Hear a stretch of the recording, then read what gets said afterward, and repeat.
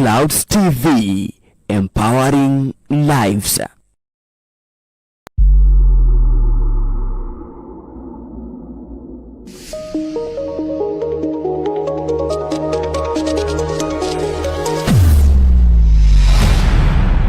Bethel Clouds TV, empowering lives.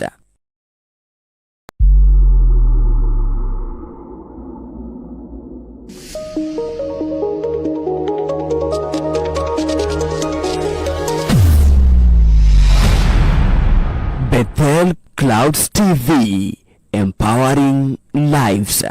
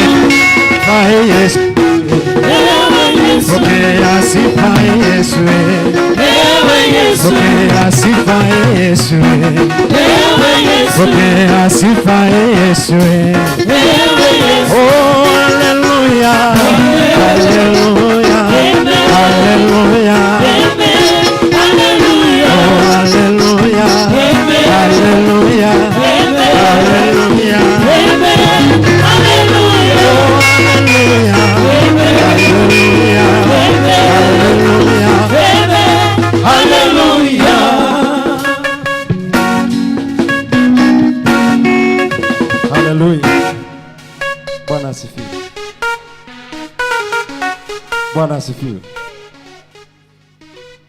Tunabarikiwa kabisa. Ambia jirani yako hiki kupita shauri yako. Haleluya. Bwana Yesu asifiwe. Bwana Yesu asifiwe. Tuko kabisa vizuri.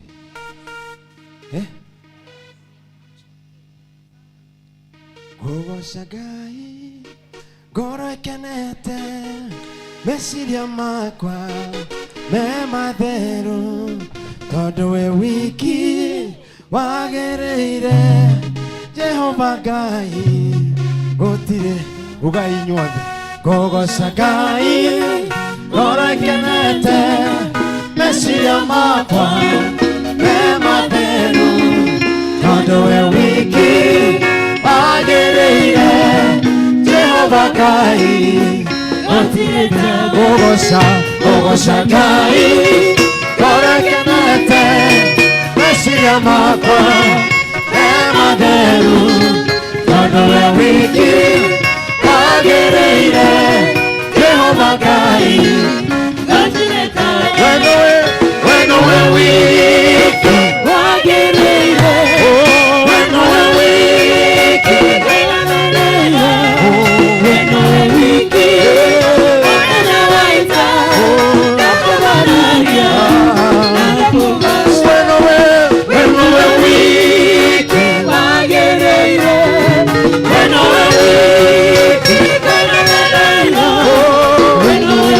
Yeah.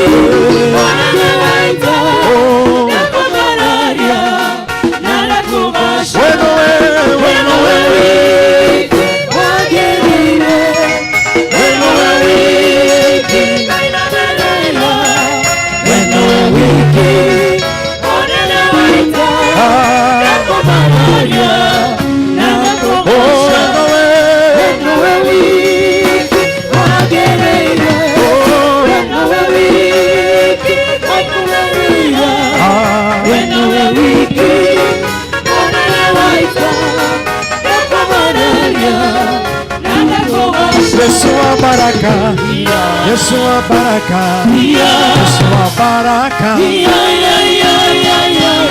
Yesu wa baraka, Yesu wa baraka, Yesu wa baraka, Yesu wa uzima, Yesu wa uzima, Yesu wa uzima, Yesu wa amani, Yesu wa amani, Yesu wa amani.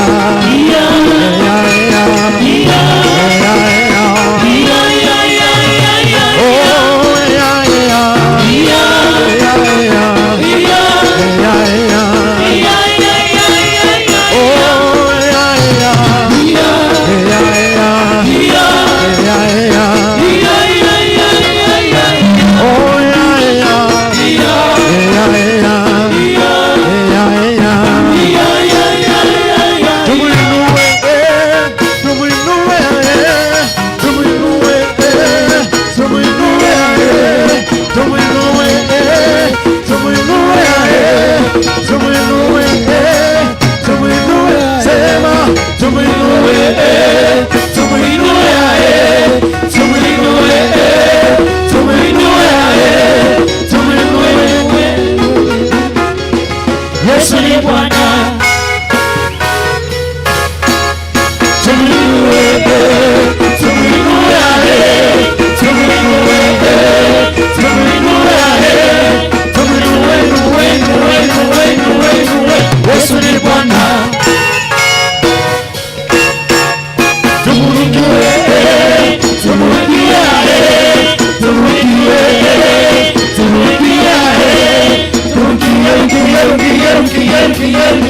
Yesu ni Bwana.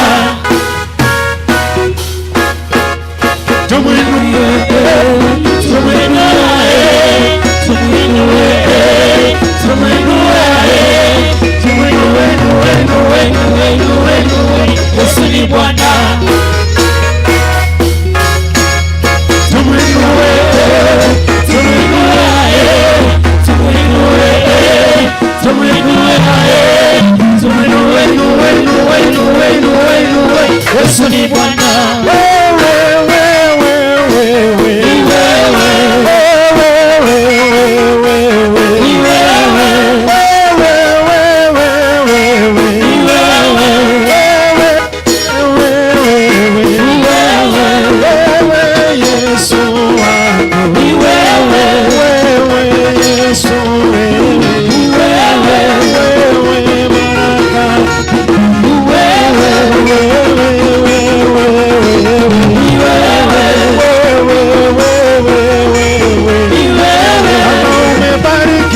Sema amina. Amina.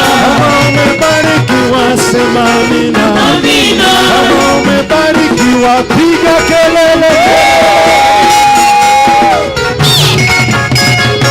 Kama umebarikiwa mikono juu kwa Yesu.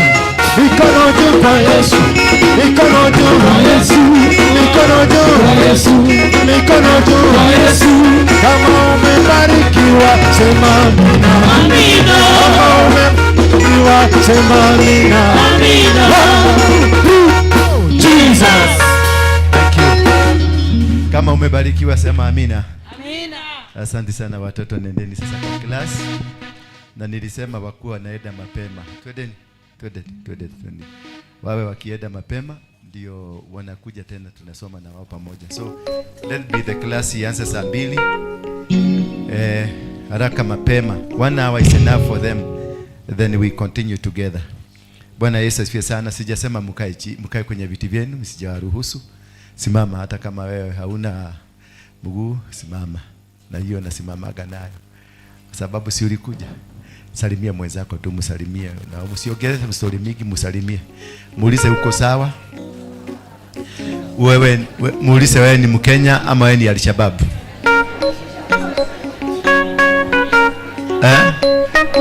Muulize ni kwa nini unakaa kama Al-Shabaab? kwa nini umekaa ni kama umenyeshewa, ni kama haujielewi, ni kama ulikuwa haukuja kanisa? Yes, muulize hiyo maswali mingi. Ni kama haujielewi, ni kama haukukuja kanisa, ni kama unalazimishwa, ni kama uliletwa kutoka nyumbani. Muulize hiyo maswali. Amekwambiaje? Atako sawa? Hajajielewa? Thank you. Mupigie makofi kama hajajielewa. Uliza mwenzako, we mami, tulisema hapa tunapanga vizuri. Nenda huko nyuma. Bwana Yesu asifiwe sana. Ask your neighbor again. Whom shall I send? Yeah. Whom shall I send? It is a very complex question. Whom shall I send? No. Gotoma. Hallelujah. Who is ready to be sent? Hallelujah. Ask your neighbor, did you lift your hand? So you are ready to be sent? Muulize, utawachana na uchawi? Uliza mwenzako, muulize tu, uliza huyo wako nyuma yako huyo. Muulize, utawachana na uchawi na ugaga na usherati, utawacha ujinga, utawacha ukubafu. Muulize hiyo maswali yote. Thank you. Kaeni chini. Father, I thank you. I give you glory and honor. I worship you this wonderful morning. God, I pray that you use me as a vessel just to reach to your people. Teach them the word that you've given me, only the word that you've given me. That I should not preach my word, but your word. Father, give me this grace. I pray that, God, you give them ears also to hear your word from you. In Jesus' name. Somebody say amen. Hallelujah. The reason nimewauliza who is ready to be sent, whether you are ready to stop what you are doing, it is because being sent, it is just not being sent. Being sent, it is not just, yani kuitumwa, si kutumwa tu. Hapana. Mungu hatumagi mujinga. Mungu hatumagi mchawi. Mungu hatumagi msengenyaji. Mungu hatumagi nini mukabira. Mungu hatumagi mtu hatumii hii mzuri. Anaangaliaga sana hii. Unaweza kosa mguu, unaweza kosa mkono, unaweza kosa hizi vitu zingine zote, lakini hii ukikosa Mungu hata kuchukua. Lakini ukikuwa na hii, hata kama hauna miguu, hata kuchukua tu. Musa alikuwa hajui kuongea, lakini kwa sababu ya hii alimtumia. Hebu angalia mwenzako na usiongee na yeye uone kama hii iko sawa. Muangalie tu hivyo tu, angalia tu observation hivyo, observe, muangalie kama ni material ya kutumwa. Unaona mwenzako ni kama ni material ya kutumwa? Because leo ninaanza safari ya kutumwa. Sema mwenzako, leo ninaanza kutumwa. Lakini kuna shida kubwa sana hapa hii ya kutumwa. Kwa sababu lazima kuna kitu itafanyika kwako baya. Lazima kuna kitu itafanyika nini? Kwako baya. Kwa hivyo usifikirie ati kwa sababu umesikia sauti, whom shall I send? Here I am. Isaiah alisema here I am. After nini ilikuwa imefanyika? Alikuwa amewekwa makaa kwa mdomo, moto. Na si makaa ya mutarakwa. Si makaa ile ya Koinage na no, yuko Kawagware. Ni makaa ya ile kitu inaitwa coal. Haisimagi hata ukiweka. Hasa alikuwa anafanya hivi kwa ulimi, ikichoma kwa ulimi. So how many of you can allow that to happen to you? Do you know why aliwekwa makaa kwa mdomo? Ni kwa nini? Mdomo ilikuwa migi. Migi. Si ndio? Na kwa sababu venye mimi nawajua, kwa sababu nyinyi watoto wangu nawajua. Kuna mmoja wenu anaweza kufaulu hapa leo? Sioni. Kama unajua unaweza kufaulu, inua mkono wako juu. Magdalene, niweka tu chini. Weka tu chini. Igadi. Roda, nukuete.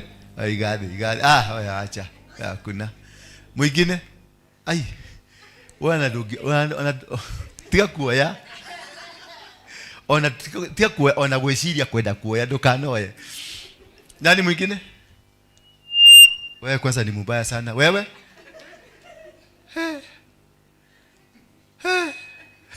Ati woya guoko gwaku? Kana nicio wanyita woya? ni kuoyero guoko kana ni woya ukimenyaga ni kuoyoro yo kihenagia Ngai ukimenyaga uri ohiana hapa sioni mkifaulu hata mmoja, labda Jerry peke yake hapa hapana. Hapa si ya Mungu kumwezesha, hapa si ya Mungu kuwezesha. Ni kuuliza na uliza, whom shall I send? It is not about God helping you. Anauliza ni nani anataka kuenda. So it is not about God helping, it's about you knowing yourself. Yes, Bwana asifiwe sana. At availability ya nini? Sasa wakati mnakujaga hapa mnakuwa available ama hamkuwa available? Mnakuwa available ya kukuja kanisa? Na ile matatizo shida yote tunakuwa nayo na nyinyi mnakuwa mmetoa wapi? Availability ya growth.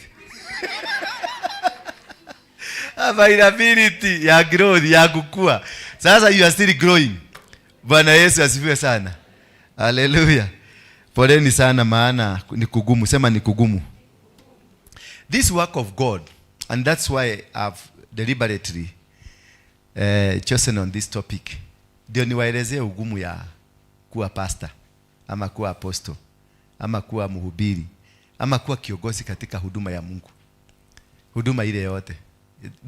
By the way, when you choose to be strict, when you choose you want kusimama vizuri na unataka kuhubiri ukweli, si sarakasi, unataka kuhubiri ya ukweli, the challenges that comes with it, it is so painful that most of the time unakutaga una resign unarudi, una resign unarudi, una resign unarudi, because you are not yourself. But kama ni ile ya kujibadikisa, ile ya kujiwekelea kwa sababu unataka kuja kufanya biashara na watu, hiyo kuacha unaacha tu mara moja na unaenda kasi nyingine. Utanikuta huko barabara nikiwa Makaga na ninaweka gari huko. But this one is the most painful thing I've ever encountered in life. Kama kuna kitu ngumu, kitu iko na mateso, ni kuongoza watu kama nyinyi. Watu ambao hawakukuja kanisa, walikuja kwa sababu ya msisimuko. Watu ambao hawajawahi kuunderstand ni kwa nini wanakujaga hapa.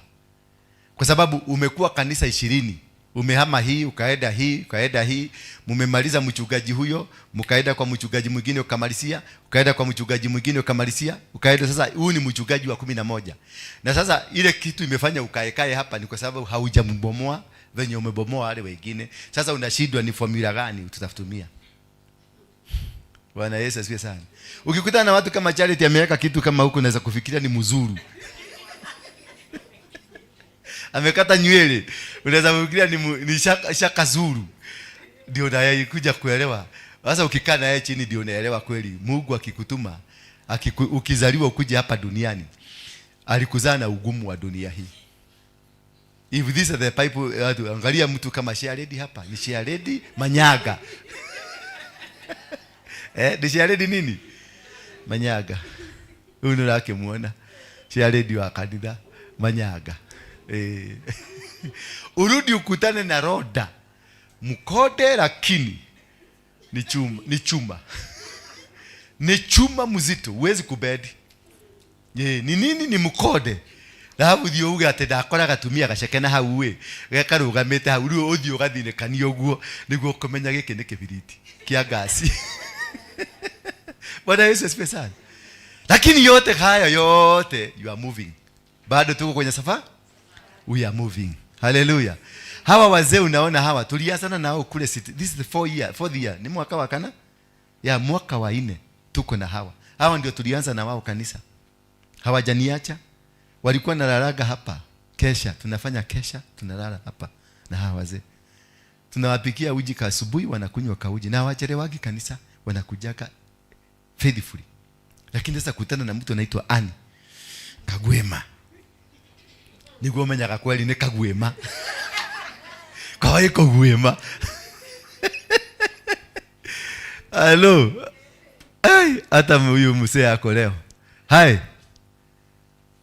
How are you? Ako leo. Mpigieni makofi. . Tusome Isaia 6 Tuanzie hapo mstari wa 4. Mstari wa 6 tafadhali. 6 mstari wa 6. Tuendelee kusoma, alafu tutasoma vitu vingi, vitabu vingi, tutahubiri na tutafundisha. Bwana asiwe sana. Kuna kuhubiri na kuna nini? Yes. Ni Friday ama ni Saturday? Ni Friday. Ilikuwa Friday? Friday watu wangapi tulienda Nyandarua? Watu wa Nyandarua wale tulienda Nyandarua. Muliona wazee wa Kikuyu wamevaa manyoya? Muliona kama ni wazuri ama ni wabaya? Mkiangalia ni turagoire kana kwa kwa gomi. Ni muroni kwa tare kwa gomi. Najua ni vizuri nitake kujua opinion mulienda kusema huyu msichana hapa ni mudoni au mire mugekeine fiyo. Unajua sababu tulienda huko kwa wale, sikutaka kuhusisha watu wengi. Nilitaka mtu mwenye atajipeleka mwenyewe. Tutuhia mehemehe mingi. Si unajisikia kuna story mingi imeenea sana. Kwa sababu si watu wa mehemehe hawakuenda. Na watu wa mehemehe ni wale wanalipiagwa fare. Mtu wote wa kulipiwa anakuwa ama mtu wote mwenye jensiogei atasema ni yeye tunaongelelea. So the reason mnaona sometimes tunaenda watu kwa watu kama ni mimi niliorganize hiyo event yote. Na nilitaka hawa watu wanaitwa agogoni. Meta kwate? Agogoni. Agogoni ndio high priests. They are not ago. They are not witches. Wale ago. Tiaragori. Agogoni ni high priest. Ni athĩnjĩri Ngai. A rũrĩrĩ rwa Gĩkũyũ. Hallelujah. Kulingana na ile mission Mungu amenipatia dunia hii, siwezi kufaulu kama hawa watu bado wako mahali pale na sijawashika wanirelease wafungue mlango. They are gatekeepers. Tribal gatekeepers. You cannot, nataka kukufundisha jinsi ya kufaulu kwenye maisha yako. Kuna vitu hata uokoke. Kuna vitu hata ukue unadhioma, unalinae na unanikiki. Hata ukue wewe ni apostle, ni archbishop, kuna vitu lazima uvi overpower. Na si kwenda vita vya mwili, ni vita vya kiroho. Ndio mlango mmoja ufunguke. Maana unaweza kufaulu kwenye laini hii vizuri sana, lakini laini 2 unakuta you are nursery, hauwezi kwenda mahali. Kwa sababu ni vigezo ambavyo viko kwenye maisha yako. Wazee hao ndio waliozuia wana wa Israeli wasifike Canaan. Maana wazee ndio walikaa chini wakasema tusitairishe watu. Maana kule tunaenda ni 8 days. Sasa Musa na wazee wakapitisha, maana kitendo cha kutairisha ni cha wazee. Ndio wanatoa maamuzi ni lini, wakati gani na ni nani anafaa kufanya hiyo kazi. Kwa hivyo these are the people that have a blessing of your next door of your success. So wale wakaamua wakasema hakuna circumcision. For 8 days no circumcision. Ndio tukufike wapi? Lakini waliamua kama wazee. Na wakasema kama wazee. Hawakuenda kwa Mungu kumuuliza what is your opinion in our migration, because this was migration plan. They never asked God what is your opinion on the migration plan. Ndio amuulize tukizuia kukata. Maana kukata ilikuwa covenant, kutahiri ni covenant. Kwa hivyo covenant hii ilifanyika na Abraham na Isaac wakati alitahirishwa. Ndio akakuwa na covenant na vitu vingapi? Covenant ni ya vitu vingapi? Covenant ni ya vitu vitatu. Moja ni gani? Yeah? No, that's blood covenant. Yes. Hiyo covenant ya kutahiri ni ya vitu vitatu. Moja? Yeah? The soil. Number 2? Yeah? Number 2? Mungu. Number 3? Yeah? The man himself. It is between you, the soil, and God. The soil is the custodian ya whatever that you want. Chochote unataka dunia hii kiko ndani ya mchanga. Hiyo nguo umevaa imetoka ndani ya mchanga. Pesa ambayo uko nayo kwa mfuko imetoka ndani ya mchanga. Nyumba ambayo unakaa imetoka ndani ya mchanga. So the provider of whatever that you need to live in this world, it is in the soil. That is why we speak, O earth, O earth, O earth, hear the word of the Lord.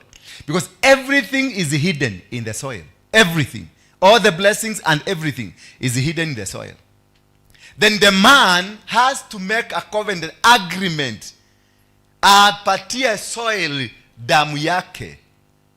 Ndio soil ikubaliane, iandike huyu mtu ako na covenant. Because kumwaga damu, you make an agreement between you and God. That is what Abraham did. He made an agreement. Akatengeneza makubaliano na Mungu. Akakubali kutii sheria za Mungu. Akasema nitatii. Kwa hivyo akafanya agano na Mungu. Lakini ni nani alikuwa shahidi wa agano lile? Ni nani alikuwa shahidi wa agano lile? Ni mchanga. Ndio uconvey message kwa Mungu. Umwambie modo nietekera gwatheka. Bwana Yesu asifiwe sana. That is the meaning and the reason and the purpose of circumcision. More especially for men. Sijapata reasoning ya wanawake. Sijapata ni nini ilikuwa nafanya hasa mkatwe. Lakini ya wanaume mimi najua. Bwana Yesu asifiwe sana. Maana ni mwanaume aliambiwa na ni Mungu na afanye hivyo na akafanya hivyo. Kwa hivyo ya wamama Roda ni patriarch. Patriarch ni nini? Ndio patriarch. Decision ya wanaume. Wanaume wakadecide wakasema kwa sababu hata sisi tunakatwa, hata wamama wakatwa. Kwa hivyo si decision ya Mungu. Si decision ya Mungu. Na Mungu sasa akasema sasa tuanze kufanya hivyo. Wamama mtafanya hivyo? Hakuna kitu kama hiyo. Akaya aende kwao. Huyo si Mungu. Kwa hivyo the reasoning it compounded na ikafanya binadamu, kwa wewe binadamu na Mungu ndio ukubalishwe kukula vitu za dunia. That is why we are circumcised. Ukubalishwe. Kwa Wakikuyu wanasema mwana akitairi, nikitairi sasa nikuwe mkubwa, nimetairi ninaitwa mwanake. In the actual meaning ya jina mwanake inasema mwanake. You are ready now for inheritance. So when you get circumcised, you become ready for inheritance. You inherit what? What God gave your father. So you are ready to start now enjoying the world, enjoying the fruits of the soil, enjoying the authorities of the soil. That was the reasoning of circumcision. So who are conducting this? When the children of Israel were moving, wanatoka Egypt, waliambiwa sasa, wazee wakakaa chini, wakafanya maamuzi, hatutatairisha. But they never consulted God. And this is where my point today is, consulting God. They never consulted God. Yes, they were right 100%. There are things that we do, we are right 100%, but 100% wrong in the hands of God. In the ears of God, completely unakuwa wrong. But you made a right decision. Because I don't see how wangeenda na vitoto vimesakamusaisiwa wangevibeba aje. Yeah? It was a right decision, but they never involved God, because the decision they made, ile decision wali make, they made a decision on a decision that never emanated from them. They made a decision on a decision ambayo sio yao. Ni Mungu, hiyo decision ilikuwa ya Mungu. Kwa hivyo wangerudi kwa Mungu, wamuulize, Mungu hapa unaonaje? Tutairisha ama ndio awapatie reprieve, ama awabie mkule hii ama mfanye hivi, mkule kwa sababu kila wakati walikuwa wanatoka, kama wakati sasa walitoka kule Egypt, waliambiwa wachije busi, kisha wachanganye ile busi na damu ya busi hizo, kisha hiyo damu watuweke matawi makali, wakachanganya, wakakunywa, wakatoka. God gave them a way to do it and how to do it, but in this one they forgot. So that is why wana wa Israeli walikaa miaka 40. Maana wakati walisimamisha circumcision, walisimamisha maagano, contract yao na Mungu. Walisimamisha. wakasema sasa Mungu kaa kado na hiyo circumcision yako, tutakutania mbele. Naye wakati ukiondoa gari yako insurance ufuge, iende ifanye accident leo, hautalipwa because there is no covenant between you and the insurance. So that is why they were not protected. That is why walizunguka, na kwa sababu ya kitendo hiyo ya kufanya maamuzi bila kuuliza Mungu, Mungu aliyasema hawa watu ambao wamefanya maamuzi bila kuniuliza, hakuna hata mmoja ataenda Kanaani. Wote walikufa kajagwani. Wote, hakuna hata mmoja apart from Caleb na Joshua. The rest died in the wilderness because they were carrying the mentality ya nini? Egypt mentality ya ugaidi. Kwa sababu Mungu aliona mimi nimewasaidia, nimewaleta hapa, lakini wamekataa kuniuliza swali tu moja, kama kuni-involve kwa hii safari. Naye Mungu akasema kwa sababu bado wanaonekana hawa watu, nikiwapeleka kule kuna asali, kuna maziwa, hawa watu watakuja kunigeuka tena. Ali make sure wote wamekufia kwa jangwa. And then alificha covenant, alijificha uso wake na wao. What he did, aliwapatia maana tu wakule, washibe, ndio waende kwa kitanda wazae watoto wengine. Maana watoto wote ambao walienda Kanaani walizaliwa wapi? Kwa jangwa. They were never born in Egypt.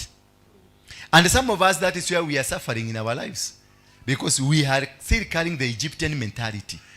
That is why we are not able to do business.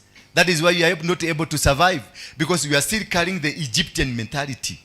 Badala ya kusonga mbele, ulifungwa na dini, sasa umekaa kwenye dini. Badala ya kusonga mbele, ulifungwa na tamaduni fulani, sasa umekaa kwenye zile tamaduni zimekukanyanga. So for you to succeed kutoka hapa kuenda kule kwingine, fanya research yako, ujue ni vitu gani vinaweza kuzuia ile kazi Mungu amekupatia.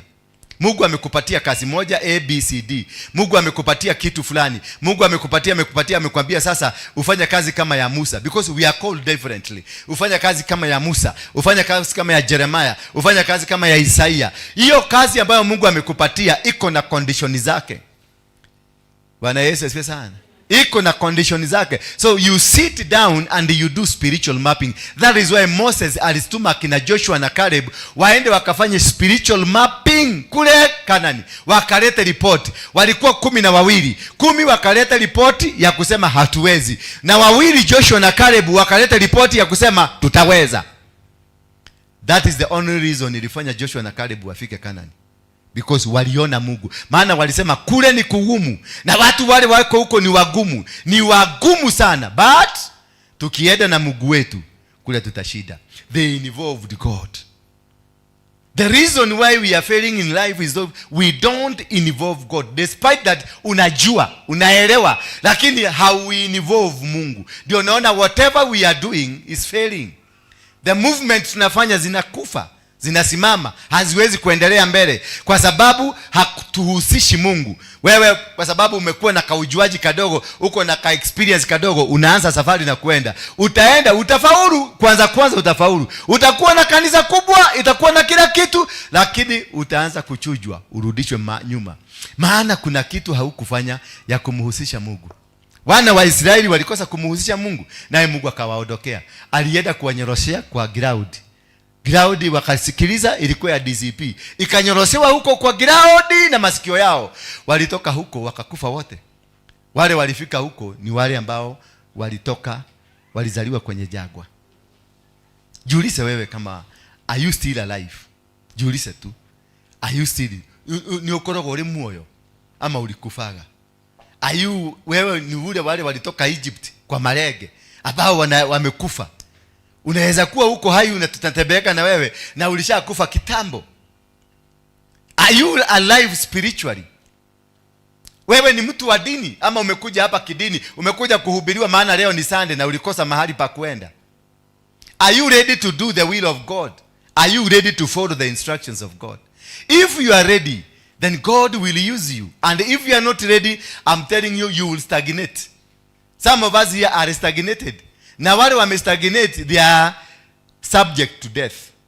Maana wale wote walistagnate, wale wote kutoka Egypt, they all stagnated for 38 good years. Walizunguka mahali pamoja panaitwa nani? Kadesh Barnea. They moved. Na walikuwa nazunguka. Imagine najua kutoka Egypt Sinai, na hiyo wanasema milima hiyo ya Sinai kuteremuka kwa sababu walitoka Sinai wakateremuka. Hawakuenda saidi hiyo ingine wanatuabiaga, walitoka because they said walienda south of Sinai. South of Sinai ni kuteremuka Sudan, ni kuteremuka Kenya, ni kuteremuka Tanzania, ni kuteremuka hii area yote hii. Bwana Yesu asifiwe sana. Na kulingana na kitabu venye inasema hawakuwa si bali ilikuwa. Kwa hivyo kutoka Sinai baka ile milima walikuwa nazunguka ni kufika baka Rodwa. South Sudan hiyo kupanda hiyo Rodwa, uende Ethiopia, parts ya Ethiopia kidogo, alafu uzunguke baka Sinai. Sasa hapa ndio walikuwa nazunguka for 38 years. Imagine 38 years ukizunguka na hauelewi ati bado unazunguka, bado ulizunguka jana.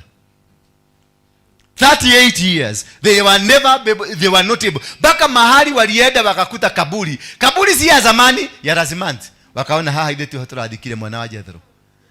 Kaburi ambayo walizunguka. Unajua kaburi ya mwaka inakuwaga imefunikika na imeisha. This grave was alive. Ilikuwa kabisa. Ya hapa baka maua ilikuwa haijakauka.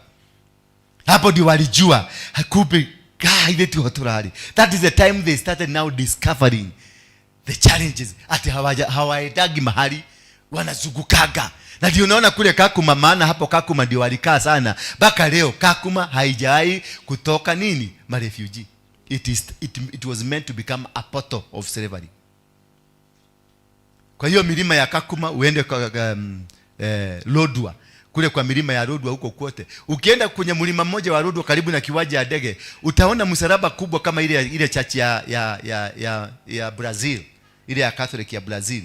Uko juu ni state nyingine ya Catholic ambayo hakuna mtu mwingine Mkenya anaigiaga huko, ni wao wa kutoka kule Italy. Wao peke yao. Na kuna vitu wamepada huko, na kuna vitu wanafanyiaga huko. Na ndio siri nyingi za Catholic zimefichwa kwa hiyo mlima. Why?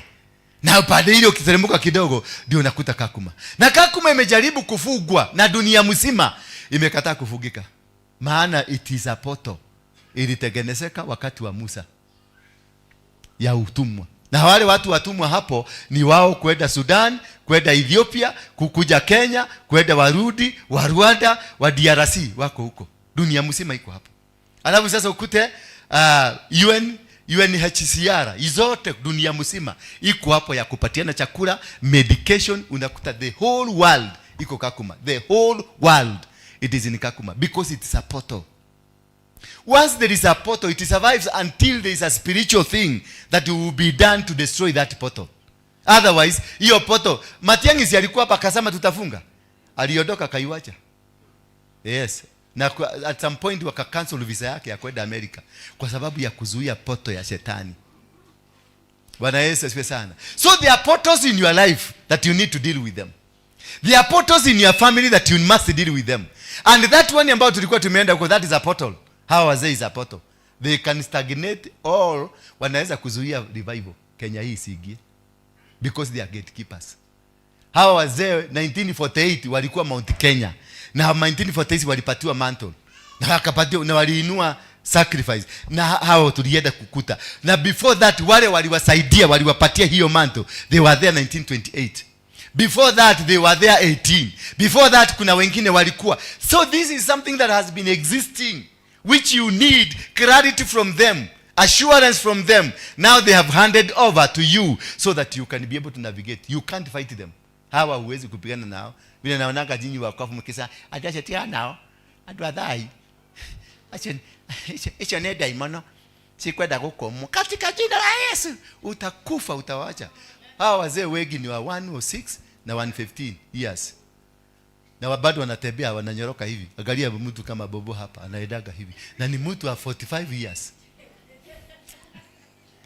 Bwana Yesu asifiwe sana. Because these people are reporters. Hallelujah. They are what? Na hapo tulikuwa it is a portal. Hapo ndio mtu mmoja anaitwa Mugai wa Agai. Alienda kupanda hivi. Alipanda peke yake hivi. Akaenda akienda kama Elijah. Hivi. Na akaenda. Wakimwangalia hivi. Na akawaambia kutoka hapa mkujage hapa. So he made it a portal.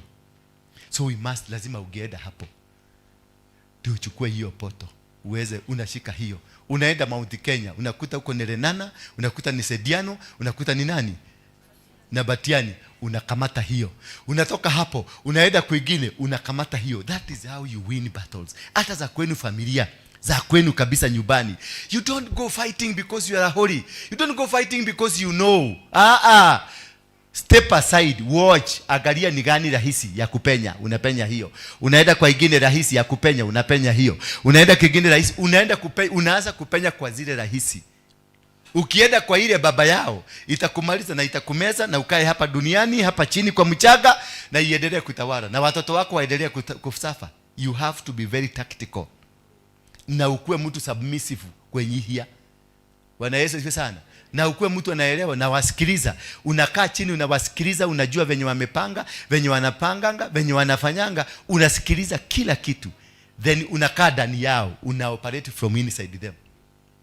Kuna madhabahu mengine ya baba yako huwezi kwenda kukibiria ati kufuja ama ya mama yako. Ati katika jina la Yesu Kristo ninavuja, ninaharibu magogona, ninaunaga magogona mafamily. Magogona mafamily na matulete kwa miaka magana manali. How will you be able to do it? Na wewe hata hujaokoka. Ni kudanganya, unadanganyaga watu hata ati umeokoka ati wewe ni wa Yesu. Na wewe ni mkora ndani ya kanisa. Because hii machachi zote nimeenda na kila Wakristo wote nimekutana na wao, sijawahi kukutana na mtu ameokoka, including myself. Hakuna. Don't lie to anybody. Wote utakuta msena yako na kola hapa, kigogo hakika ndio nikite dawa kila kigogo. Hii kigogo hapa. Amevaa kigogo ni bishop mzima. Ako na simu. Ndio haya kiada. Niko ukajo kete. Hata kaikomi na sasa ako kwa nyumba kikunywa chai. Au mniambie kama kuna biguni na Edwa. Sioni tukitoboa. Sioni. Hebu inua mkono mmoja mwenye naona anaweza kutoboa kwa urahisi tu. Unaona nimekora medhalia kanisa. Nani utopora. Kutoboa ni gumu. Bwana Yesu asifiwe sana. Hapa ni bahari, ni huruma za Mungu. Lakini ni kwa kujua na kuelewa. Uliza mwenzako, whom shall I send? Nipatie Kiswahili mami kwa sababu ya hawa maguka. Naona ni maini ya kai. Nipatie Kiswahili ndio wasikie. Leo anataka kuteka. Sijaona wakilala leo. Hawa Kifedera. Yes, good. Kifedera is my good friend. Ndipo mmoja wa wale maserafi akaruka kunijia akiwa na kaa la moto linalowaka mkononi mwake, ambalo alikuwa amelichukua kwa koleo kutoka madhabahuni. Ametoa wapi? Alitoa kwenye madhabahu. Na huyu ni nani? Si mtu wa kawaida. Huyu ni nini? Ni mserafi, ni mkubwa kuliko angel. Basi maserafi ni wakubwa kuliko angels. Bwana Yesu asifiwe sana. Hao ndio wako na Yesu. Unakuanga na wale wazee 24, maserafi na nani? Na wazee 24. Na makerubi. Akaruka kunijia akiwa na kaa la moto linalowaka mkononi mwake, ambalo alikuwa amelichukua kwa koleo kutoka kwa madhabahu. Ametoa kutoka kwa madhabahu. Kwa hivyo amekuja kufanya nini? Amekuja kudili na madhabahu.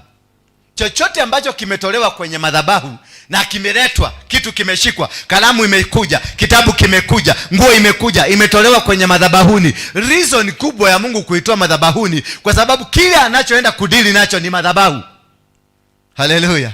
Verse number 7. Ni madhabahu. Kwa hivyo hakuna siku utainua madhabahu iende ikapigana na mtu. Madhabahu upigana na madhabahu. Mtu upigana na mtu. The spirit deals with the spirit. Bwana asifiwe sana.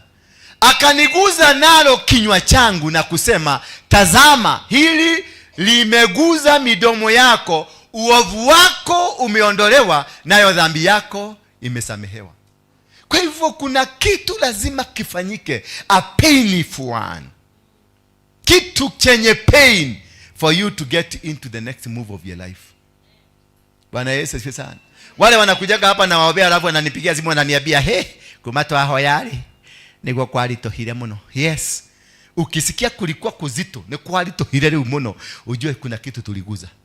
Kuna makaa moto iliwekwa kwa mdomo. Bwana Yesu asifiwe sana. For you to be saved, my dear brethren, for you to be saved na uite umeokoka, jiulize kama umewekwa makaa. Na mimi sijaona hapa mtu akiwa na makaa kwa mdomo. Hapa sijaona. Hapa hata Sharedi wetu hajawekwa makaa kwa mdomo. Hata Susan hapa. Susan, habari yako? Noga lako la? Bas good. Gekiro ido sio the. Bwana Yesu asifiwe sana. Akaniguza nalo kinywa changu na kusema, tazama hili limeniguza mdomo yako. Uovu wako wote umeondolewa. Uovu. Kwa hivyo kitu ambacho kinakujanga kwa mdomo yako, kwa maisha yako kizito, unasikia pain in your life. Unasikia sasa negua wembo litohere. Sasa wamekugoga kama hii kanisa. Hii kanisa ni imenitekeneza mpaka woju. Hapa nimenyorosa. Unajua litoroka kaniwacha. Sasa hizi ungekuwa pastor. Hapa nimenyorosa vizuri. Hapa mama unaona hapa, lakini wakiongozwa na Roda hapa. Wameninyorosa, wameniweka makaa kwa mdomo. Maana kuna wakati sikuwa najua hata kunena neno la Mungu vizuri. Lakini waliponiweka makaa. Kumbe mtu anaweza kutumia mtu kama Roda huyu, unafikiria anakuja na kuwa rafiki yako wa karibu sana, kumbe ni makaa. Bwana Yesu asifiwe sana. Anatumia mama kama huyu amekuja mpaka Nakora hapa, kumbe ni makaa. Anatumia Magdalene hapa, kumbe ni makaa. Anatumia Ani hapa, kumbe ni nini? Ni makaa. Wanakuja karibu na wewe, wanakaa karibu na wewe, wanatembea na wewe, kumbe ni makaa. Muulize mwenzako, wewe unaona kama wewe ni makaa ama ni mimi? Kinaitangwa kidonda. Kuna watu wanakuja kwa maisha yako, kumbe ni kidonda.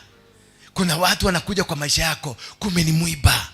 Kuna watu wanakuja kwa maisha yako, mnaoana na mkatweka mzuri na mtumia, hata mnazaa, lakini kumbe ni kidonda. Kumbe ni mwiba, kumbe ni makaa moto.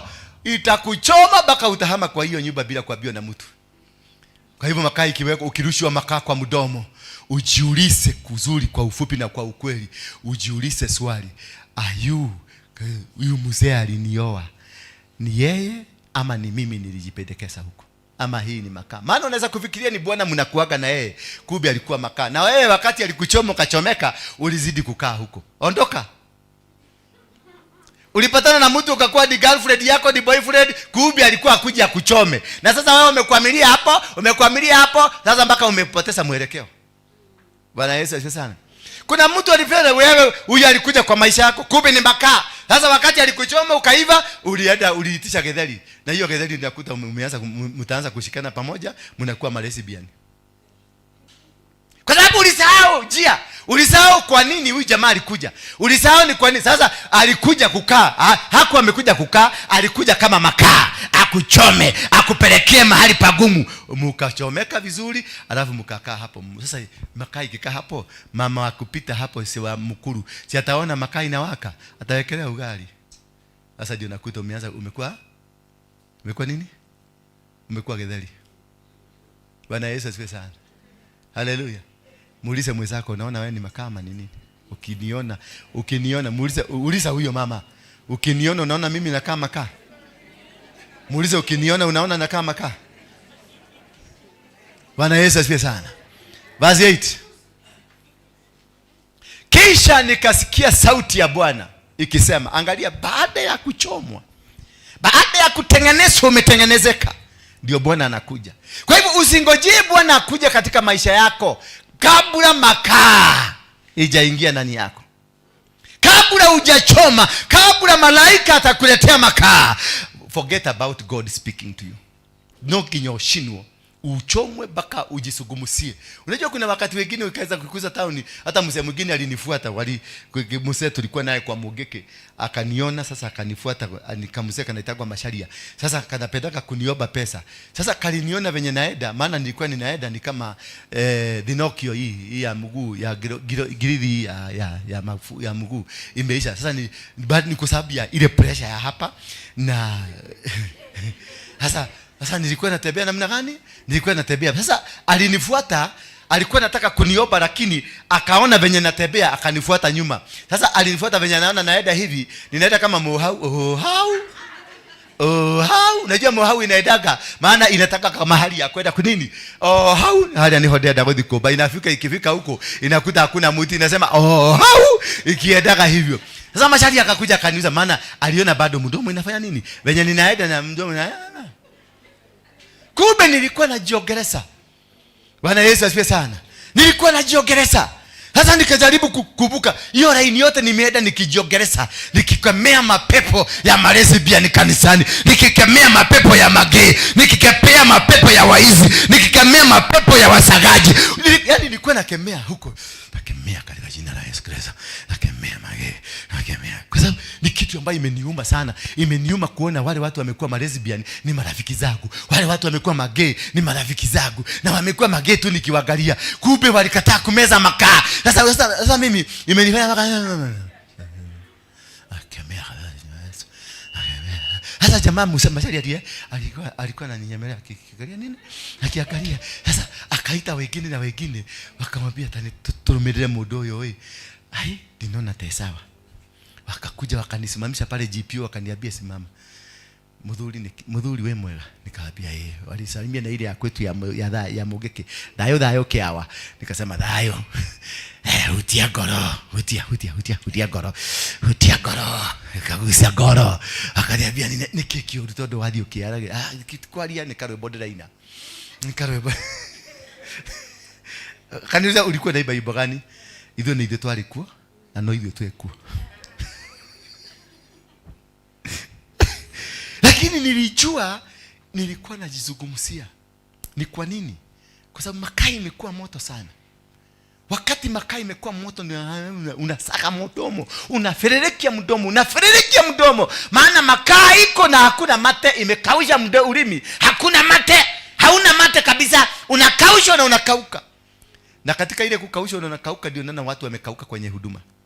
Watu wamekaukia kanisani. Ndoa zimekauka, biashara zimekauka.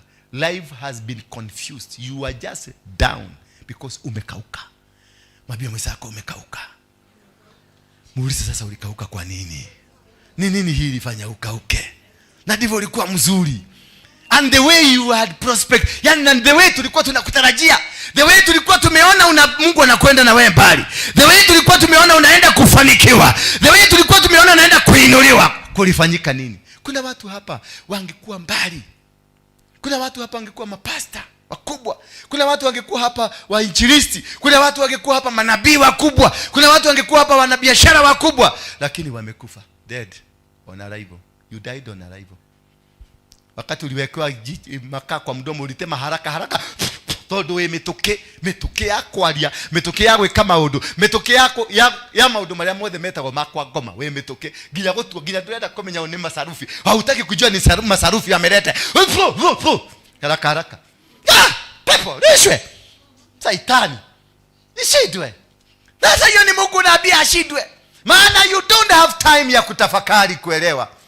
Badala ya kuangalia uliulize ni nani huyu amebeba makaa akaniletea. Haukutua na time ya kujua ni masarufi amelete, ni angel wa Mungu amelete. Unasema po shidwe. Mungu anasema ni mimi Mungu wako. Shidwe Mungu gani? Kama eno. Mimi kama ni mimi Yesu ningepostpone kukuja. Alafu ningechange tactic ya kukuja. Singetaka kukuja kama mwizi. Maana akikuja kama country ya Kenya, akutane na Wakristo wa Kenya, alafu akuje kama mwizi, I'm telling you he will be atakuwa na rough time. Na imagine shamanira Murota Charity. Bwana Yesu asifiwe sana. Kana shamanira Murota Magdalene akedia hali yake dukaini. Bwana Yesu asifiwe sana. Ni verse 8. Ama ni 7, 8. Bwana Yesu asifiwe sana. Lazima. Alafu akasema nenda ukawaambie watu. Hatujamaliza na 8. Turudi kwa 8 please. Kisha nikasikia sauti ya Bwana ikisema, ni mtume nani? Hapo ndio alisikia baada ya kuchomeka, baada ya kuchomwa. Mwambie mwenzako lazima uchomwe kama unataka kusikia sauti. Wangekoro ni urenda kuigua Ngai, muongee tu na lugha yako. Kama unataka kusikia sauti ya Mungu, lazima uchomwe. Ndio ukishika microphone kama hii, unanena neno la Mungu vilivyo. Ukisimama mahali kama hapa, unasimama, watu wanaona kweli wewe ni mtumishi. Sio unakuja hapa kanisani lakini umekuja kurikuruti wasagaji. Utakufa. Maana hapa kuna watu wamemeza hiyo hata waliambia Mungu sio kutema, hata kumesa. nipatie kikombe ya uji nimese. Wamemeza, sasa inachomea tumbo. Wamechomeka mpaka wamekuwa chombo cha kutumika mbinguni. Wamechomeka mpaka wamesimama. Wamechomeka mpaka wamekuwa kweli. Yes, ni watu wameenda mbali. Leo ulitema chini alafu unakuja kukaa na watu wamechomwa. Hujatahiri na umeweka hapo, unakuja kukaa na wanaume wametahiri. Na unaanza kuwatuma, nenda niletee hiyo kitu. Nenda niletee. Chukua hii nguo yangu, nenda nipigie pasi. Ni mwanaume unatuma mwanaume. Mtu mzima amekomaa. Mtu amepitia mahali pagumu, amepitia maisha magumu, unakuja unamtoa kwenye hiyo maisha alikuwa amepitia ngumu. Kumbe wewe ni roho ile imekuwa ikifuata maisha yake. Sasa umeona wakati ameenda kuinuliwa kidogo, umemhiolia na umemfanya bibi na ni mwanamke mwenzako. Ogirohe hata ugeshoga. Chitu. Chitu katika jina la Yesu Kristo. Mada. Mwela chitu katika jina la Yesu. Yes. Si vizuri. Watu tumestruggle. Imagine kama utageke dora warwege kule amepitia. Jera zile nimepitia. Malizazi zile nimepigwa. Alafu tena ukuje hapa unifanye gay. Yaani leo igoma gyoguo kai. Surely. Igwa idatu, please.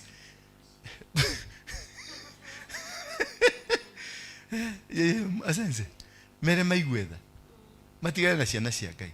Kuna mtu amepitia baka amesarenda. Do you know? Kuna mtu amekapitia baka amesarenda, baka hawezi kujipigania tena.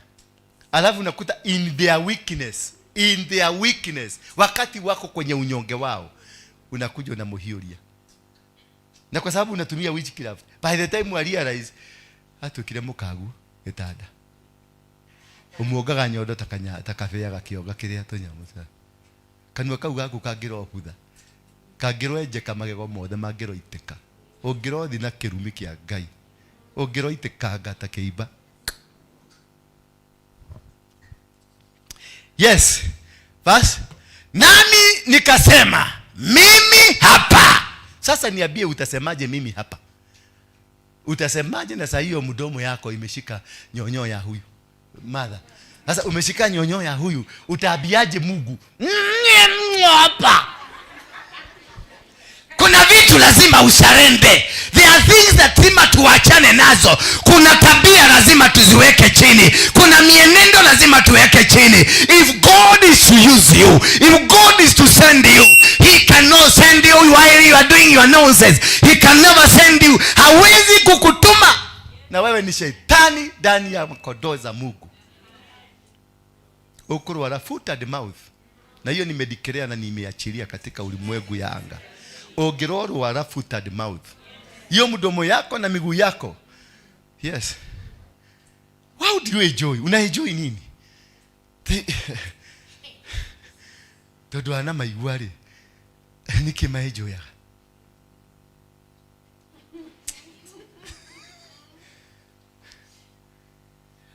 Niambie tu share ready. Kutire. Asa. Yes, nami nikasema mimi hapa nitume. Lakini ni baada ya kuwekwa moto kwa mdomo. Muhahe imeisha. Mushene imeisha. Masegenyo imeisha. Uge umeisha. Kila kitu yoyote ile imeisha. Yani ogekero ikara kanua. Ni haheri okorogo nawe haha dudu ile okorogo nacio cigatineka. Koro ni wekeretwo ikara haha dudu ile okorogo nacio hatingiri. Kamati ya inaitangwa kamati ya nini? Ya roho chafu. Kamati ya roho baya inakuwa kwa hii kitchen. Na nimeivuja kutoka leo. Kama unataka kupelekana na mimi, usipofuata mashauri yangu, utakanyaga ile. Ndigo wako lino, waleda dora wako lino. Let's go. Iwadhiaga ni daga kolino. Ga kolino, tigake utanathike yejiwa wako lino. Kole wadhiaga kagoro.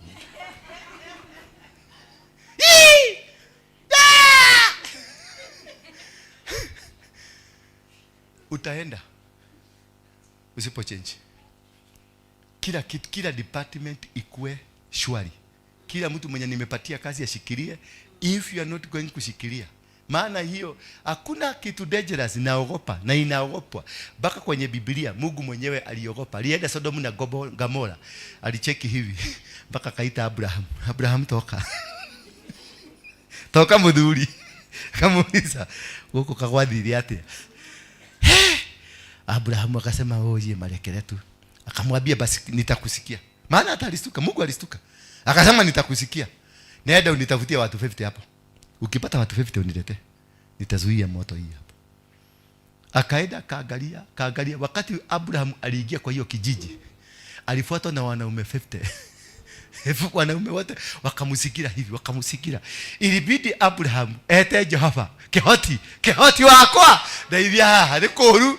Akaambia, akasema, kafika kwa Mungu akaambia Mungu, "Tuwasamehe tu." Mungu akaniambia, "Basi endo niletee 10."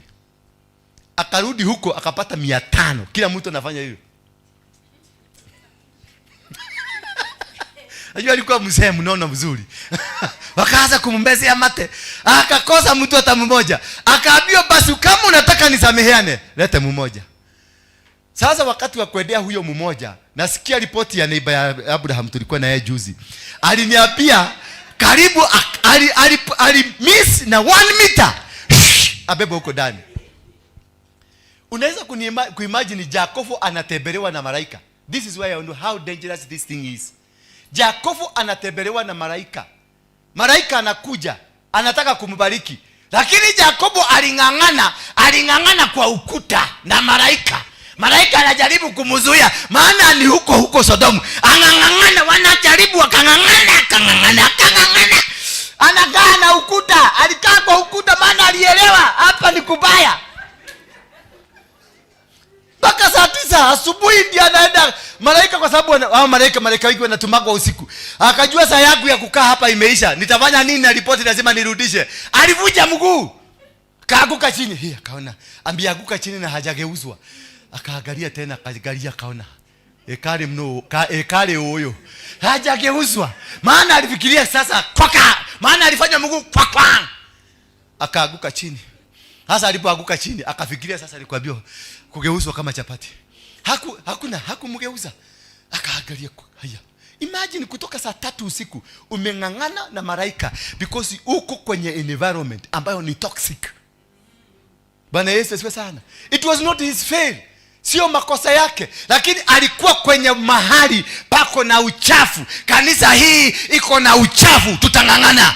Kanisa iko na uchafu, tutateta. Kanisa iko na uchafu, biashara hazitafanya. Kanisa iko na uchafu, hakuna maendeleo. Kanisa iko na wasagaji. Hatuwezi, maana that is what they used to defile. Usagaji inatumika, hiyo ndio inakuwa the closest thing kwa Lucifer. Inakuwa ile kazi ya Lucifer yani ile bagi yake, kemodo yake. Wenye nasikia Jesus ni mtoto ako karibu na Mungu, amekaa kwenye mkono wa kulia.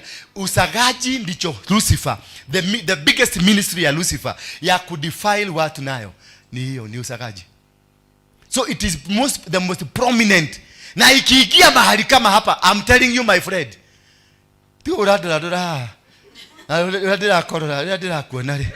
I'm not seeing you good. Neto hutetio. Wadhani ya gosho. Ikiingia kama hapa ni tuinuke kanisa mzima.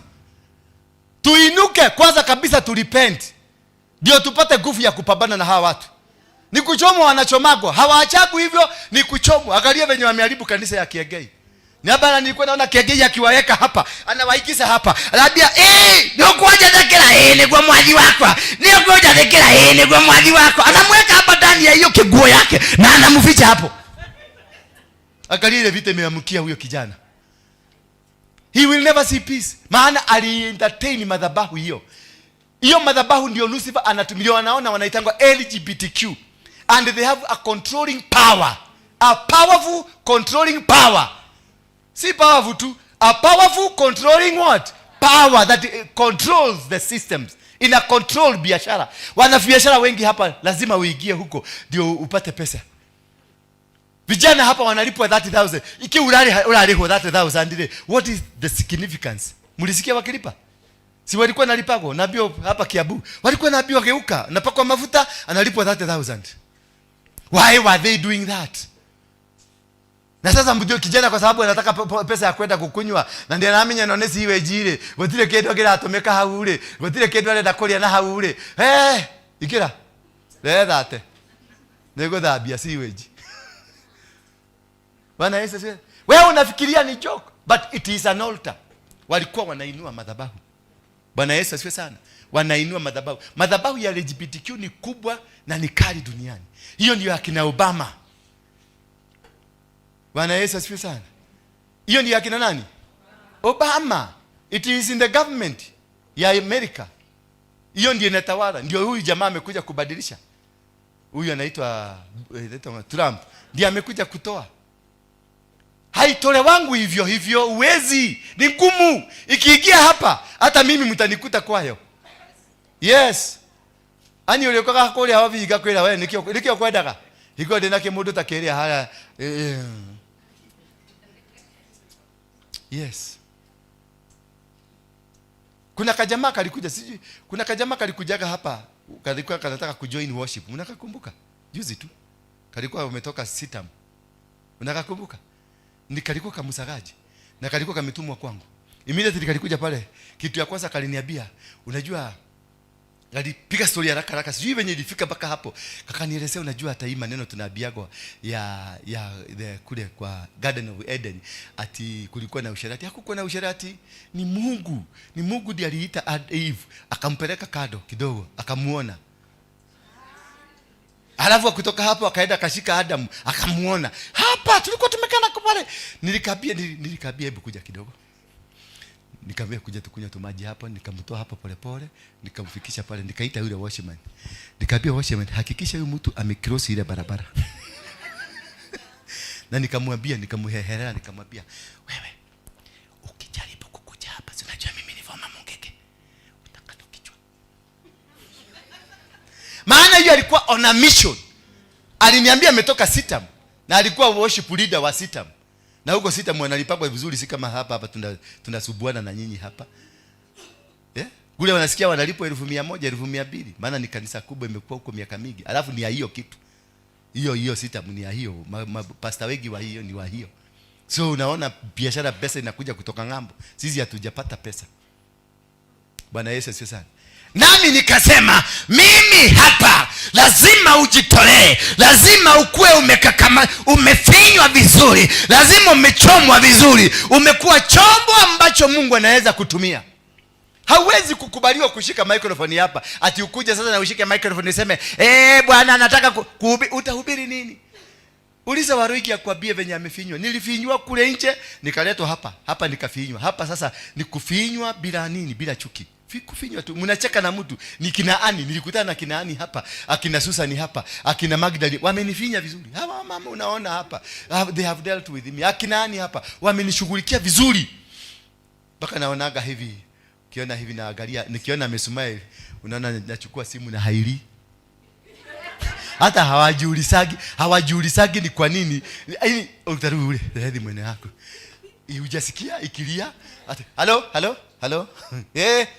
Hapa hakuna network mzuri kwa sababu unataka kuondoka. Maana dakika ni moja tu ya kusikia draka uko chini wakikushughulikia. Lazima ukakamuliwe, lazima ufinywe, lazima ufanikishe. Malengo ya Mungu yatafanikishwa katika ndani yako kwa sababu ya kukubali kutengenezwa. Lazima tukubali tutengenezwe. Lazima tukubali Mungu atuumbe, atutengeneze kwa njia yake, namna yake na kwa kazi yake. Bwana Yesu asifiwe sana. Na kila mtu ako na kazi yake. Bwana Yesu asifiwe sana. Kila mtu ako na maamuzi na kazi yake venye inatengenezeka. Bwana Yesu asifiwe. Now, it is about personal. Yani ile kujitolea, it's about personal, voluntary response to God's call. Ukiulizwa to whom shall I send? It is very personal and it is voluntary. Kwa hivyo ikikuwa ni personal, alafu ni voluntary, ni kumaanisha ujivolunteer ufiinywe. Ujivolunteer ukatwe tu branch. Tule tuota tuko kwa mwili yako, tukatwe. Kila kitu ambacho kinafanyika kwa mwili wako kikatike, ambacho hakifai. Mauchawi, masengenyo, mambo machafu ambayo uko nayo lazima yateketezwe, lazima yaanguke, lazima yasambaratishwe. Verse number 9. Verse number 9. Akasema, nenda ukawaambie watu hawa, mtaendelea daima kusikia lakini kamwe hamutafahamu, mtaendelea daima kuona lakini kamwe hamutatambua.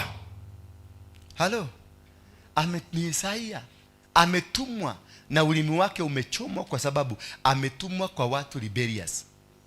Bwana Yesu asifiwe sana.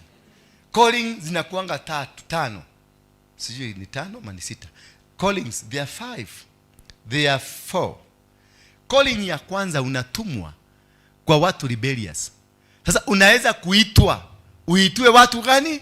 Rebellious people. Maana Isaia aliitwa rebellious people, na waliambiwa mtaendelea kufanya nini, lakini kamwe hamutafahamu. Mtaendelea daima kusikia, masikio yenu itakuwa open. Kama hivi sasa nimewahubiria hii maneno miaka ngapi hapa? Nimewahubiria mpaka nywele, nikianza kuhubiri nywele yangu ilikuwa yote kwa kichwa. Sasa imeenda umwati ya godina kiogo. Bwana asifiwe sana. Lakini kama hamutafahamu kusikia, mnasikia lakini hamfahamu chochote. Mtaendelea daima kuona, macho yatakuwa open, hajafugwa, lakini hamuoni chochote. Hicho ni kizazi kilicholaaniwa. Muulize mwenzako, unaona kama ni wewe umelaaniwa? Muulize tu, mwangalie tu, unaona kama umelaaniwa? Mtaendelea daima kuona, lakini kamwe hamutatambua. You will not differentiate. Ndio unaona mwanamke anakuja na anakutokosa, wewe ni mwokovu, wewe ni mtu wa kanisa mzuri na umeokoka na umejazwa na Roho, lakini haka unaona hivi hakana nyama kukuliko. Kanakuja tu na kale karefu hivi kamewekwa karatasi ya blue, kachokoleti kachokoleti, anakupatia tu kachokoleti. Kutoka hapo unaanza kumuita bebu, wananunuliwa kahawa, wananunuliwa wine, a glass of wine, you are finished. Bwana Yesu asifiwe sana. Maana umefungwa na umefungika, hauoni, haujui, una masikio hausikii, una macho hauoni. Maana wamekufunga, wanakuwekeanga pazia, wanakufunga usione chochote, na utafanya hivyo utakuwa gay na utakuwa lesbian na hujuangi wewe ni lesbian. Tumesikia uko na simu. Bwana Yesu asifiwe sana. Ni kitu ambacho kinahitaji tahadhari, kinahitaji kujielewa, kinahitaji kuelewa mahali upo na uelewe unafanya nini. Maana usipoelewa utaingizwa kwenye mitego haujui. Usipoelewa utajikuta ukiabudu shetani na haujui. Bwana Yesu asifiwe sana. Utakuta ukiabudu vitu vingine hauvielewi. Uliingia tu kaingia pole bila wewe kujua, unajikuta huko ndani. Wana wa Israeli waliingizwa na mtu anaitwa Joazi, wakaanza kuabudu misanamu. Baka wakati Mungu alitumana, ndiye akawapigania, akawatoa kwenye shida hizo. Wa pili wa kutumwa anatumangwa kwa watu wenye haja, adomenafata. Bwana Yesu asifiwe sana. Moses was sent to lead the children of Israel. Nipatie Exodus chapter 3 verse 4. Mungu anatumanga mtu kwa watu ambao wako na njaa. Kama sasa tumetumwa kwa wazee hawa, tunawanunulia chakula na hatujawapatia chakula. Grace, chakula hawa watu ulipeleka wapi? Iko na mbona uwapati? Kwani ulibebwa? Tuko na wewe dunia hii. Tuyahamwe. Wewe ni tuko da ukohoera leo. Wazee hawa tengeneza kila mwisho wa mwezi. Ndio tunawapatia chakula mzuri kila mwisho wa mwezi. Tusifanye ile tulikuwa tunafanya every Sunday. Tufanye kila mwisho wa mwezi, wanaitwa wote, tunawapatia kitu mzuri wote, na muanze kulete. Siache kuniangaliaga hapa mlete yangake. Mulete, una mzee akikupatia 200, 100 una save. Tukuje tupatie hawa wazee 200, hiyo ingine ende ukope sukuma, mkule sukuma. Mzee akikuuliza kakatale kanyama, mwambie ngorire nyama ile uneko nugaga. Niko nugaga. Ilikuwa imeoza, alafu ilikuwa ya red imekoda. Na nimesikia na namwambia, na nimesikia hiyo kichijio ni kama imesimamishwa. Kuna watu walikula nyama ya hiyo kichijio wamekufa watu 10. Inafaa tu wakaeka kama miezi 3 hivi ndio ile atakupatia. Umwambie sasa tutakuwa tukikula samaki. Ile anakupatia una save, tunaletea hapa tu hapa. Si ndio? Exodus tuko nayo Kutoka 3. Bwana alipoona kuwa amegeuka ili aone Mungu, akamwita kutoka ndani ya kile kichaka, Mose, Mose. Naye Mose akajibu, mimi hapa. Umesikia? Isaya alisema nini? Mimi hapa. Musa naye akasema nini? Mimi hapa. Alitumwa aende akawaokoe. Aliitwa kwa sababu ya kuokoa. Lakini Isaya aliitwa kwa sababu ya kizazi kigumu. Hallelujah. A rebellious generation, ambao walikuwa na macho hawaoni, masikio hawaoni, akili hawatumii. Bwana Yesu asifiwe sana. Lakini for Moses aliitwa kwa sababu ya kwenda kusaidia watu ambao wanateseka. Mito ni tofauti. Kwa hivyo don't mix, usichanganye mwito. Jiassess kwanza, ujue uliitwa kwa sababu gani. Maana wale wanasubuana kanisani ni watu hujaitiwa hiyo kitu nataka kufanya, lakini unataka kuingia kwa hiyo ofisi. Hujaitiwa usaidie wazee, wewe unataka kungangana, unataka kukaa hapo. Nini ndio kwa mataidia? Nini njoo aina na apostle? Wewe nitakulalua teke. Twa! Na unajua ni ya wapi? Kaa kwenye ministry yako ndio Mungu akubariki. Sit in your ministry so that God can bless you. You can never and you will never be blessed while in the wrong ministry. Maana there is no package for you in the wrong ministry. Mtu wa tatu ambaye ni huduma tofauti. It is a prophetic service. Kuna watu wametumwa because of prophecy, prophetic service. And these people ni mtu mmoja tunamuita Samueli. 1 Samuel 3 verse 4. 1 Samuel 3 verse 4. Tuangalie 1 Samuel 3 verse 4. Ndio tuone kuna watu wametumwa kama manabii. Hiyo pia ni mwito kutoka mbinguni. Wametumwa wapatiane report. Kama Jonah alitumwa aende apeleke report kule wapi? Ni Nineve. Apeleke Nineve. Lakini alikataa. Alipokataa na kama uko na message ya Mungu, hautakufa mpaka uifikishe. Kama ni mateso, utapambana na mateso. Hata ufanye nini? Hata utoroke roda. Si unatorokaga unarudi hapa tu. Uthia wakati ugashokiwa hadu haliko. Yes. Na wakati wenyihetie mundu mwega, horerete wega, horerete. Rudi kwa ofisi yako, endelea na kazi. Uache kiherehere. Kubali makai weko kwa mdomo, uache kiherehere, tulia. Mungu akuinue. You could be very far. Mungu amekupeleka mpaka China, kiherehere ikakutoa China ukakuja hapa. Amekupeleka hiyo NPC, kiherehere ikakutoa NPC. Amekupeleka Karen ile kanisa ya mzungu inaitwaje? Vineyard. Kiherehere ikakutoa. Hapa ulikuja na kiherehere, sasa hapa umeshindwa, umekuamililia hapa. Hapa ni kuku ni kunoma. Mwingine ametoka kwa mwingine ameacha Mama Maria. Mama mzima, mama Yesu, mama ya Mungu amemwacha. Hako hapa.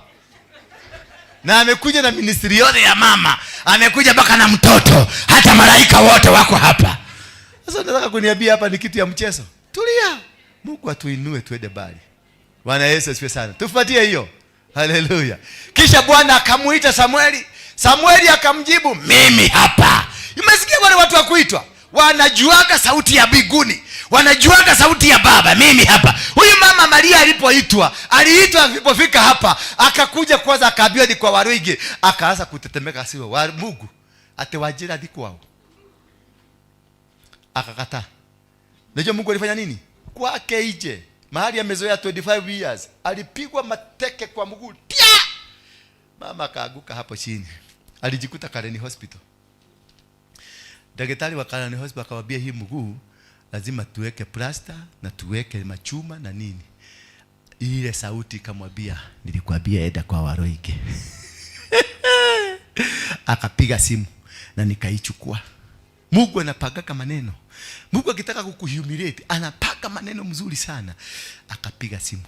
Nikaichukua nikamwambia, akaniambia alikuwa anataka niende kwake. Najua ni sasa ni wale matajiri. Unajua matajiri wanataka kuobewa kule kuzuri kwao, karibu in their comfort zone. Mimi nikamwambia kuja. Akaniuliza wapi? Nikamwambia ni roundabout ya City Stadium. Kuna wadiri yakora. Ni roundabout ya alikuja City Stadium mama ni hapa. Ni hapa. Ni hapa, akakuja hapa. Alipokuja hapa nilipomuonea pale nikamwambia weka hiyo chuma chini. Akaweka chuma chini akaanza kutembea. Na alikuwa anakuja.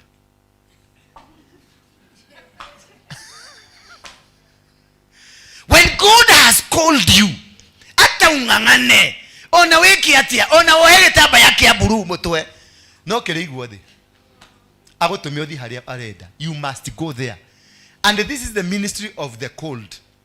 If you didn't know, let me tell you today, this is the ministry of the cold. Wale watu wameitwa hapa, hakuna mtu ambaye hajaitwa hapa. Haleluya. Na ndio unaonaga mnajaribu kutoroka, mnakasirikia Dora, mnamuka mumena tondu mumenaga pio na uthiaga nginya hakuhe rumena rutweke irio ri ni uria umenete Dora. Sasa unajikuta kwa Dora asubuhi na mapema na unakuja na unatulia tena, unasikia watu ingia Dora anaongea matope, lakini kuna siugo igere ekwaria siugo gutwara hau hake. Don't care about Dora. Dora amepitia kake na anapitia kwa barabara yake. Kama umeitwa kuja hapa, fanya kazi. Na kama umetumwa, kwa sababu pia kuna wengine wametumwa na wachawi. Kuna mwingine ametumwa hapa na wao wazee wetu hawa. Wametumwa hapa ati akuja. Hii ya mwezi. Please my dear friends, hii ya mwezi. Ni mnaigua? Si tulikuwa na wagogoni hapa. Wale wanasemaga dunia mzima. Dakika mwisho walisema ni nani? Walisema ni Dora ametengeneza, amefanya maneno yao ikuwe sawa. I brought hawa kaagi pamoja, hawa agogoni. Hapo kulikuwa na agogoni, kulikuwa na aroti, kulikuwa na atonyi, kulikuwa na Kikuyu Council of Elders, KCE, kulikuwa na ago akina Susan. Meta kwate. Meta kwate. Watadae walikuwa hapo wote chini ya nani? Alafu nilikuwa na chairman wa makanisa yote Kenya, ule chairman wa Harrison Ng'ang'a Masharia alikuwa wapi? Nikawashikanisha wote, nikawaambia lazima tuende pamoja, lazima kazi ifanyike pamoja. Yes, sema wow. Yes, wote for the first time wao kukaa wahonoki. Na nikaita yule alikuwaga Council of Governors Kememia, nikamsamoni hapo, akasimamia serikali. Alikuwa ametumwa na Uhuru akae hapo. Bwana Yesu asifiwe sana. Yes, that is how to exhibit power of God. Si kuanza kuongea ati hawa hawezi kukaa na hawawezi. Wote niliwakusanya Kenya mzima nikawalete hapo. Sasa next thing naenda kukusanya wazee wa Jaluo, wazee wa Kikuyu, wa Mijikenda, wote wakae chini, waondoe kisikiti. Maana wao ndio kikwazo cha kuvuka pande ile nyingine. Because hao ndio elements za power. Hao ndio walitagulia hapa. Hao ndio wako na say. Hao ndio wako na direct communication. Sio kuna kamuseka kiasa kuhubiri, kuomba, badala aombe anaanza kuongea na Mungu. Hava ni hoto aktoasa haha ni homoka ya bateire. Na ria twaikarite haha baba ugikuruka ugioka. Dai ya kaidai. Ugioka ugeka. Unaona si kuomba ni anaongea. Maana wanaongeaga na Mungu direct. Wanaongeaga. Sasa huwezi jua ni Mungu gani, lakini wanaongea. Kwa hivyo mtu kama huyo usiweze kumdharau dakika moja. Usiweze kumruka, maana atakuzuia. Hata kama unaongeaga na Mungu, atakuzuia. Laana ya Yakobo ilizuia Musa aende Kanani. Si Musa alifanya vituko baya. Musa was straight. Musa alikuwa anapanda mlima na ongea na Mungu. Lakini remember when Jacob was blessing his children, aliambia Lewi na nani? Simon na nani? Na Lewi. Akawaambia kwa sababu ya hasira, maana walikuwa wamekatakata ng'ombe, mtaishi kwa hiyo hasira. Hiyo hasira ndio ilimuua Musa. Maana Musa alipotoka mlimani, alikuja akakuta watu washageuka, wanaabudu mang'ombe, wanaabudu mabusi, akakonga hiyo kikitu chini ikapasuka.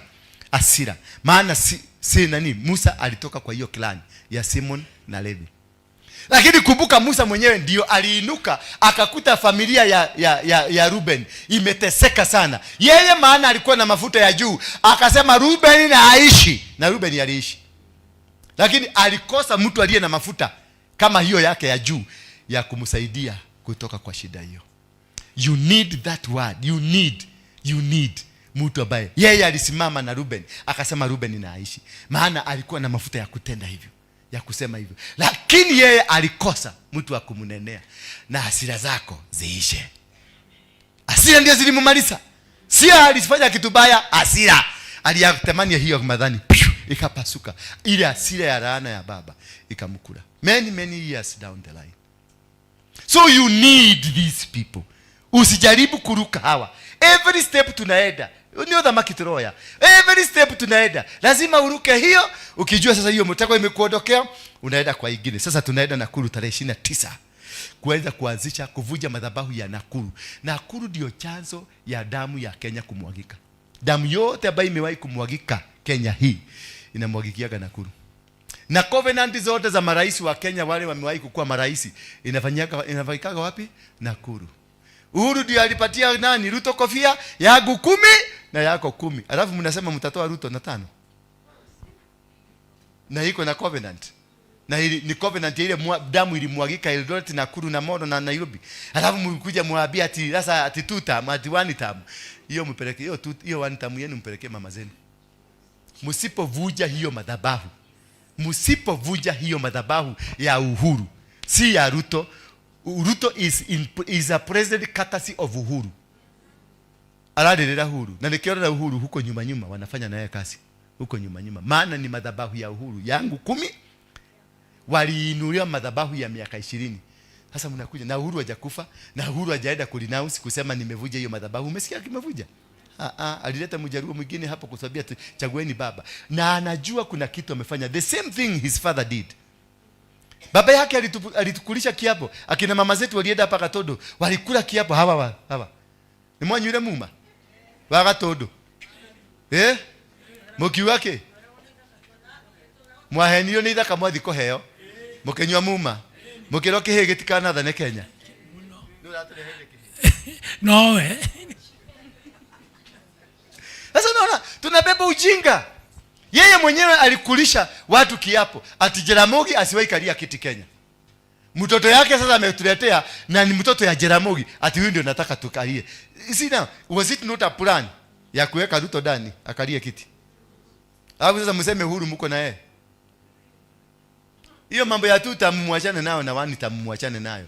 Nendeni muinue madhabahu, Mungu ainue kiongozi. Maana mwenye alizuia the right man to sit ni Uhuru. Uhuru alikuwa ameambiwa, Mungu amempatia nafasi, amemwambia aongezee tamu yake iende 2 more years. Ndio Mungu prepare the right king wa kulete. Wakati tulikataa tukaambia huyu ni muizi, tukasema huyo muizi ndio tunataka. Si wewe ulikuwa mmoja kusema huyo muizi ndio tunataka? Si mlisema huyo muizi ndio tunataka? Tukaambia huyo ni mtu ni muizi, tukamwaishi ni watreda. Wewe na biega todo. Biega isha weli. Huyo ni wito kaitoka gwethurira. Sasa muizi ameiba. Why are you complaining? Why are you complaining? Ameiba. Msimulisema mnataka huyo mwizi na ameiba. So you chose a person that befitted you. So enjoy the fruits. Kuna matunda vizuri. Nyenyekea. Kama ni kazi mngojee mpaka era ya Kenyatta Uhuru 20 years iishe. Alafu ukumbuke kuna era ya Moi ya 100 years. Hii ni ya Uhuru, lakini kuna era ya nani? Ya Moi. Ile aliinulia kadhibo pale ya 100, alisema atatawala 100 years. Sasa tuhesabu. Kibaki alikuwa KANU life member number 2. Alikuwa number 2. KANU life member number 2. Sioni Moi. Nani aliingia? Nani alirudi? Uhuru. Nani mwingine alirudi? Ruto. Nani? Gachagua ni wa nani? Ni wa Moi. Kama tutachagua Gachagua bado tutakuwa kwenye 100. Tusipochagua Gachagua wametutengenezea hili Kenya juu Nakuru. Ni mtoto ya Moi. Kuzaa ni mtoto ya Moi. Gachagua ni mtoto ya Moi kuzaa. Hebu enda weka picha ya Moi mzee na weka picha ya Gachagua hapa. Ile ni ile nasema alitoa copy. Hiyo si haiwezi ruka. Hiyo haina DNA. Bwana Yesu asifiwe sana. Gideon bado anangojea kukalia. Hello. Alafu Uhuru bado anatengeneza kijana yake akuje akalie. Yes. Kuna vitu lazima, na ndio naona tunatafuta hawa wazee. Kwa sababu watatusaidia kuvuja hiyo, maana ilifanyika kwenye mtandao wao. Hello. Hiyo madhabahu ilifanyika kwenye mtandao wao. Sasa lazima tuwatengeneze wanene. Si walinena kwenye maombi yao walisema nini? Walisema iji yetu baba nirakiona Urori wito neto nyaririrwa. Hiyo maneno ndio ilihitajika. Watu nasue. Hii ya Nakuru lazima tuende Nakuru. Tukienda Nakuru tuinue madhabahu kubwa kuliko ya Uhuru. ndio tuvuje hii chain, ndio mwanze kusema one term. For now no tamu ni B. Tamu ni B. For now tamu ni ngapi? Ni B. Bila break. Eda uombe maombi ile mnaobaga. Rabaka! Inayararara. Tamu ni ngapi? Ni B. Meko jikelia mahiga. Rusheni mnarusia kangauro. Kisha Bwana akamuita Samueli. Samueli! Akajibu, mimi hapa. Huyu sasa aliitwa kwa sababu ya kumwagilia mtu mafuta. Bwana Yesu asifiwe sana. This is now the anointing calling. Call to anoint. Si mambo ingine mingi, aliitwa kwa sababu ya kuanoint.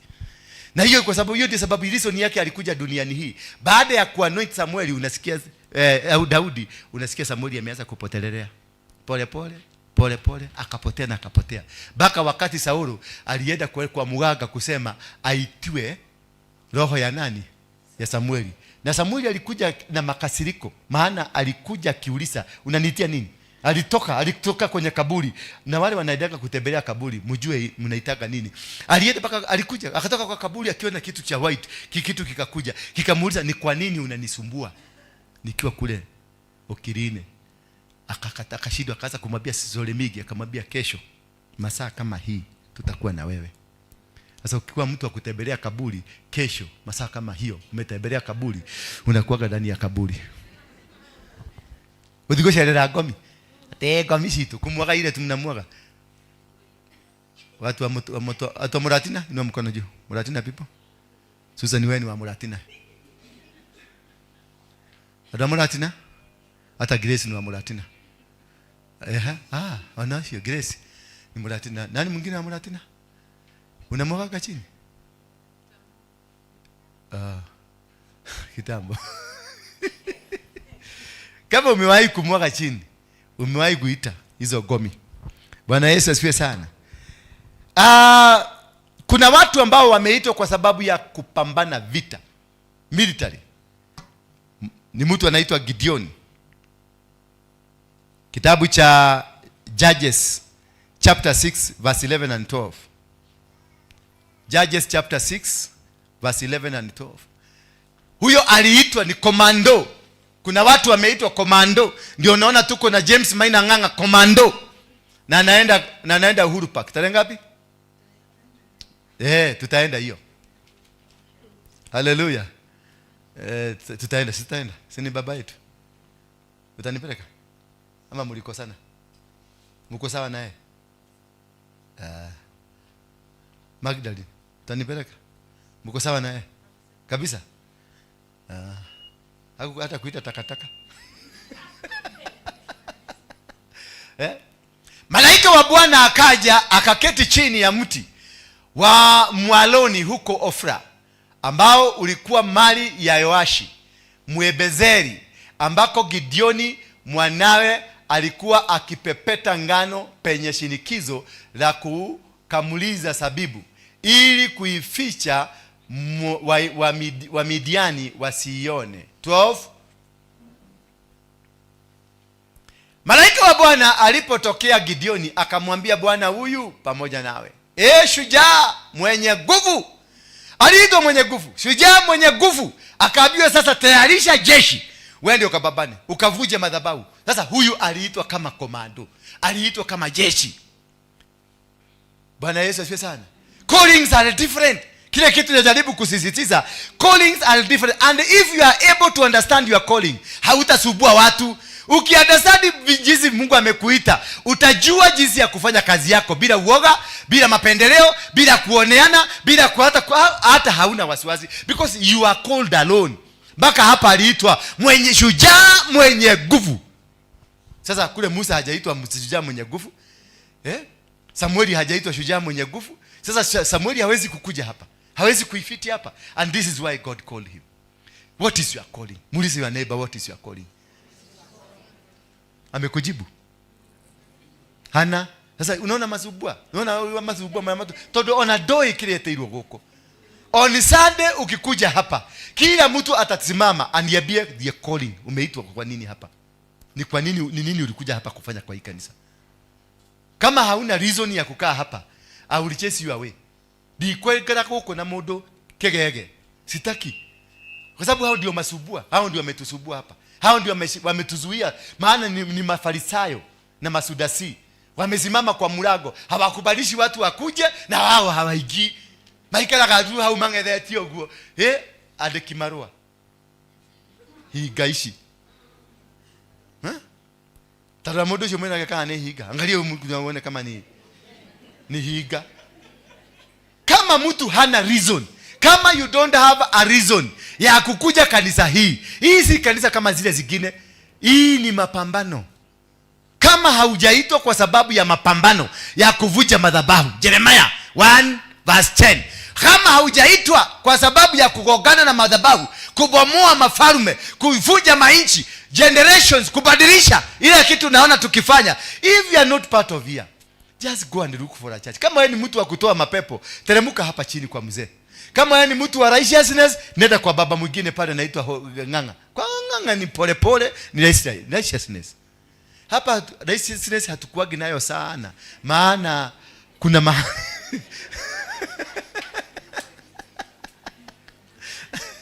hapa Nganga akikuja hapa itabidi tuokoke. Nganga ule wa huko akikuja hapa lazima tuokoke sisi yote. Nikiwatagu huyu mwingine mtalia na kwenda. Liana wende. Wala kakakaka. Ya kakaka. Liana wende. Hapa nyinyi mtatolewa mapepo ya masegenyo, mapepo ya sagaji, mapepo ya puberty. Hapa nyinyi yote mtatolewa, kuna mtalaya. Taona Agnes ya kinyongwa huko kama nyinyi. Nimekubali. Tuko wengi. Ni nani yako ndani? Ni nyanya yake. Bwana Yesu asifiwe sana. Ukienda kwa Moiro, prepare kununua mchanga. Red soil, kijiko moja shilingi 1,000. Yes. Maana ameitwa hiyo, ameitwa prosperity. Kuna watu utakutana huko wasema nilinunua mchanga nikanunua shamba. After 1 year nilipata shamba. After 5 months nilipata shamba. Wewe shida ukisema anauza mchanga, ni yako. Endo funike ya kwenu na gunia. Wacha mtu afanya kazi yake. Enda kwa Ezekiel. Ezekiel ana deal na marriage wewe. Huyo mtu mko naye anaitwa nani? Ulikuwa na mtu mwingine? Huyo mwingine ndio bwana yako. Hiyo na anakulia. Na watu wanaingia hapa basi wanaenda huko mvueni. Wanaenda huko. Callings are different. My friend, follow your calling. Kaa kwenye dhaini yako. Kama hauwezani na kitu ya mtu mwingine, wachana na yeye. Wachana na yeye.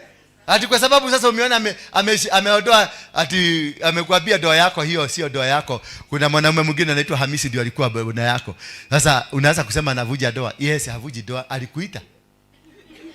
Alikuita huko. Mavueni kutoka Kenya kwenda Mavueni ni kilomita ngapi? Ni mingi. Alitoka Kenya akaenda Mavueni.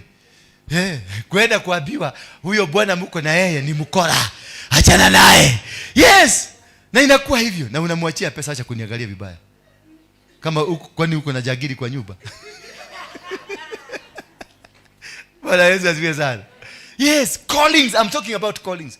What you've been called for. It is not ile ingine umeitiwa. Kaa kwa ministry yako. Hakuna siku mtakuulizana.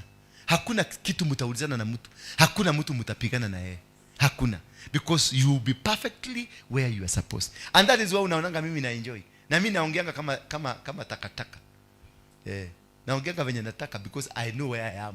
Na hakuna mtu anawezana na hii. Wamejaribu kukopi, wameshindwa. Wamejaribu kunipiga, wanasema Waroige ni nini? Waroige amefanya. Waroige. Sasa hiyo kitu ikienda kusema wanasema huyu alitakasa ako na watoto wengi sana. Akora wale jagiri ni towe. Noni ahonokire. Sasa story yako inakufa because I understand why I was called. I was not called to be nice to you. See, today I have set you over nations and kingdom. To do what?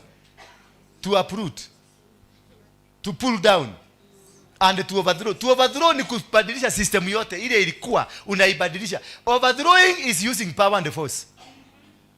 I don't want to be nice to you. No. I will never be nice to you. Nitakulipua tu na bado tucheke na wewe na bado uendelee kuniona. Na dunia iendelee. Na kesho tutakuwa marafiki, tukule kanyama, ya ready. Kesho kutwa nikulipue mpaka ushindwe. Uone kale gomero gebele hapo. Na tuendelee kuishi maisha mazuri. Na hiyo ndio life. Tuangalie ingine ni gani? Anania. Acts chapter 9 verse 10. God called Anania to minister to Saul. Kuna watu wameitwa to minister to people. Kupapasa nyayo za mtu. Mtu wa kusimama na wewe. Yaani umeitwa, kazi yako ile umeitiwa. Kama Roda Maria ameitwa kusimama na dukata ya gai. Mutumia ateto kurugama na dukata tena.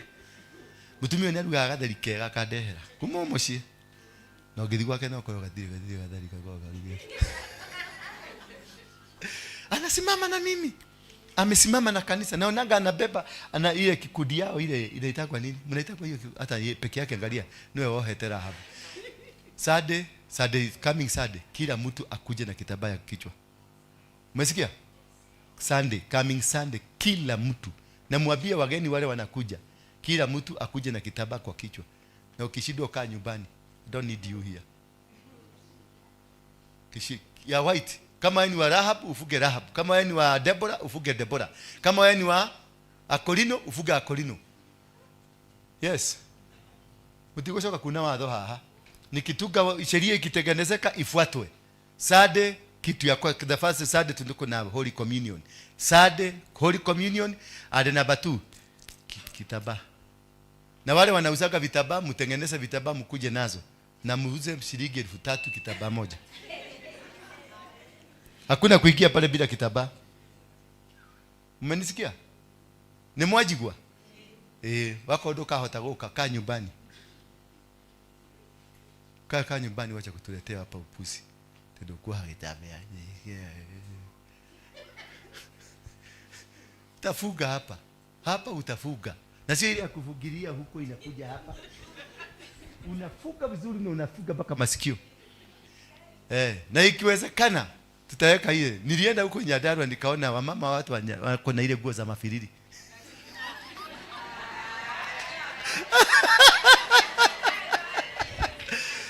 Huko Dameski alikuwepo mwanafunzi mmoja jina lake Anania. Bwana alimuita katika maono. Bwana alifanya nini? Alimuita katika maono. Anania akajibu, mimi hapa Bwana. Unasikia watu wanaitwa, wako na heshima. Ndio huyu mimi hapa Bwana. Anania aliitwa kwa sababu aende akamsaidie Saulo. Bwana Yesu asifiwe sana. Tuendelee tafadhali. 11. Bwana akamwambia, ondoka uende katika barabara iitwayo Nyofu, ukaulize katika nyumba ya Yuda mtu kutoka Tarso, jina lake ni Sauli, kwa maana wakati huu anaomba. Kwa hivyo kuna mtu alitumwa hapa kwa sababu yangu. Kuna mtu alitumwa hapa kwa sababu yako. Kuna mtu ametumwa kwa sababu ya praise and worship. Kuna mtu ametumwa kwa sababu ya kazi wa watoto. Kuna mtu ametumwa kwa sababu ya vitu tofauti. He was called. Kuna mtu na hata aliambiwa huyo mtu sahihi anaomba. Bwana Yesu asifiwe sana. Osho modo ni kohoya lao ya nenda. Na kaenda verse 12 ni akaambiwa amka uende. There is people are called. Kuna mtu na mkiona mtu amekuja kusimama na mimi, anataka kuninunulia chakula nikae vizuri, anataka kuangalia kafuriji kangu kamekaa namna gani, usianze kelele, tulia. Hauna pesa wewe, ule amewekwa pesa kwa mfuko na inamsubua mpaka apostle akule. Bwana Yesu asifiwe sana. Sasa ukikuja utakula mtu mwingine hapa amekaa sasa anataka kuzuia. Utazuia nani? Ila tu lakini lazima ikileta kitu ipitie hapa. Umesikia? Kitu yote ipitie. Mtu yote anataka kuniletea kitu, usiniletee huko. Ipitie hapa. Mtikakedwe ege. Katika maono amemuona mtu aitwaye Anania. Katika maono unaona mpaka Mungu amekutayarisha. Mungu hawawezi kukutuma mahali bila kutayarisha akili yako, bila kupatia mpango. Amemwambia yule mtu anaomba. Alafu huyu naye Anania ameambiwa, ameonyeshwa, nimemuonyesha ni wewe. Bwana Yesu asifiwe sana. Katika maono amemuona mtu anaitwa Anania akija na kuweka mikono juu yake ili apate kuona tena. For you to make a move, to move from ile mahali huko, lazima kuna mtu atatumwa kwako. Kuna mtu anatumangwa kwako. Huyo mtu ndio anakusaidia. Huyo mtu ndio alifanya uenda wazimu ikatoka kwa kichwa hii. Ndio huyu mimi nilitumwa kwako. Kwa hivyo kaa chini mpaka wakati wa Mungu uishe. Wakati wa Mungu kiisha wa kukaa karibu na mimi, hata hautajua na hautakutoka hapa na hasira, utatoka tu pole pole. Atakutuma China, akutume Amerika, akutume mahali kwingine, akutume Mombasa Diani huko, akutume mahali kule, na utaenda na utakaa maisha mazuri sana. Wait for that precious moment. Wait for that moment ya Mungu, because when God has called you, tia kwa bia ukarari, tia kwenda githwairi kiingi na githomo kiingi, athika tondu hau niho murango waku kuhingukira. Hapo ndio murango. Athika wewe uneanage ndora, ni ana ndora na wathike, waga kuneana ndora, mirango yaku yothe kahingika. Yes, that is how God operates. He does not operate in a zigzag way. He operates in a straight line. He gives a command. Maana yeye ameiona. Na ule unaambiwa uende upelekee hiyo dola, naye alikuwa ameonyeshwa kuna dola inaletwa na inaletwa na mtu fulani. So hiyo mtu fulani akiingia pale, ninajua amebeba dola yangu. Sio yake, amekomandiwa alete dola yangu. Sasa na yeye anajifanya mjuaji, anaenda kukula dola yangu. Na mimi nataka kukula chapati. Chapati imekosekana, naanza kukula managu. Na umekataa na dola yangu. Naye kwako kutakosa chakula. Ni wokwaga irio tondu kwa ndungata ni gwekatia ni kwaga irio. Uratumito ukirugame na ndungata, urute gicunji giaku gia 10, urute sadaka yaku nigetha guku kwagire hapa kukae mzuri, tulipe rent, tulipe maji, tulipe stima, tulipe kila kitu. Sasa umekataa eti kwa sababu hautabuliwi ni mtu wa maana. Hapa haukukuja utabuliwe, hapa hakuna mtu akukutabua. Nani sasa? Ni dola akutabue dola. Kwa sababu dola ni kangauro. Ujua kidola ni jabasi. Hawezi kukutabua. Kwanza akiamua ni kukupaka matope, nitakupaka matope live. Maana hakuna mahali utapeleka dola. Bwana Yesu asifiwe sana. Omba Mungu akutambulishe. Bwana Yesu asifiwe sana. Wacha kutafuta kutambulishwa na binadamu. Wacha kutafuta kutambulishwa na posto wako ama pasta. Wacha kutafuta kutambulishwa na mtu. Wacha Mungu akutambulishe. Mungu akikutambulisha hakuna mtu anaweza kuzuia baraka zako. Mungu akikutambulisha hakuna mtu atakuzuia kwa malengo yako. Mungu akikutambulisha wote watakuja, wote watasimama na wewe, wote watatembea na wewe, wote utapata kibali ambacho si cha kawaida. Utakaa kwa mapenzi ya Mungu. Mungu atakushindania, maana ni yeye alikutambulisha, ni yeye alikutambuza, ni yeye alisema wewe ni Paulo. Wacha kusema ati dola anihitaji nikuje New York. Unaongea nini? Uyoka kujira kwa dola ke. No, tell God. Just pambania kutambulishwa na Mungu. Maana kilichotambulishwa na Mungu hakishindwi. Saulo alibadilishwa akaitwa Paulo, akatambulishwa na Mungu, akatumanishiwa Anania akaenda kumtangaza, maana Mungu ndiye alisema huyu ni mtumishi wa Mungu. Akamfungua macho, akaanza kuona tena, akatoa makaragasho kwa kichwa, kwa macho. Walipigana na Paulo, mahali pote Paulo alienda walipigana na yeye, lakini alishinda. Walimweka mpaka jela, walimuimisha mpaka manyoka, walimfanyia kila aina ya takataka, lakini hakuna mtu alishinda Paulo. Alihubiri pakubwa kuliko all the disciples. Mpaka saa hii Biblia yote nusu imeandikwa na yeye. Hapo yoka ujira tunaenda kutambulishwa. Mimi sitaki unitambulishe. Ninataka kutambulishwa na Mungu. Mimi Mungu amenitambulisha Kenya hii. Naendaga mahali kuna badilika. Hewa inabadilika. Unakuta mpaka watu wote wamejikuja. Kuna wale wa kujikuja na kuna wale wa kufurahia. Maana Mungu amenitambulisha mara ngapi? Mara 2. Mimi ni mtumishi na mimi ni komando. Bwana Yesu asifiwe sana. And that is my growth. That is my, hiyo ndio gekeno yangu. Ndaigira hado mukawaida, hata naendaga tu wale tumeenda nao kwa hoteli. Naendaga pale Serena, najua Duale yako hapo, fulani yako hapo, ndio wale naona ile Sakaja ndio ule. Sasa unatoa simu tu hata na kuongea. Hello. Nimetoka tu hapo tu, nimetoka hapo saa hii. Nikamtu kamoja tu kalikuwa kameleta shida na tumekata kichwa. Unaona Duale anakuangalia. Unasikia meza, lete bill. Anaondoka mara moja, maana siwezi kukaa na ghasia kama hiyo hapa. Siwezi. Hapana siwezi kukaa na kuna wale unaenda unatengeneza space. Because you are not called to be an ordinary person.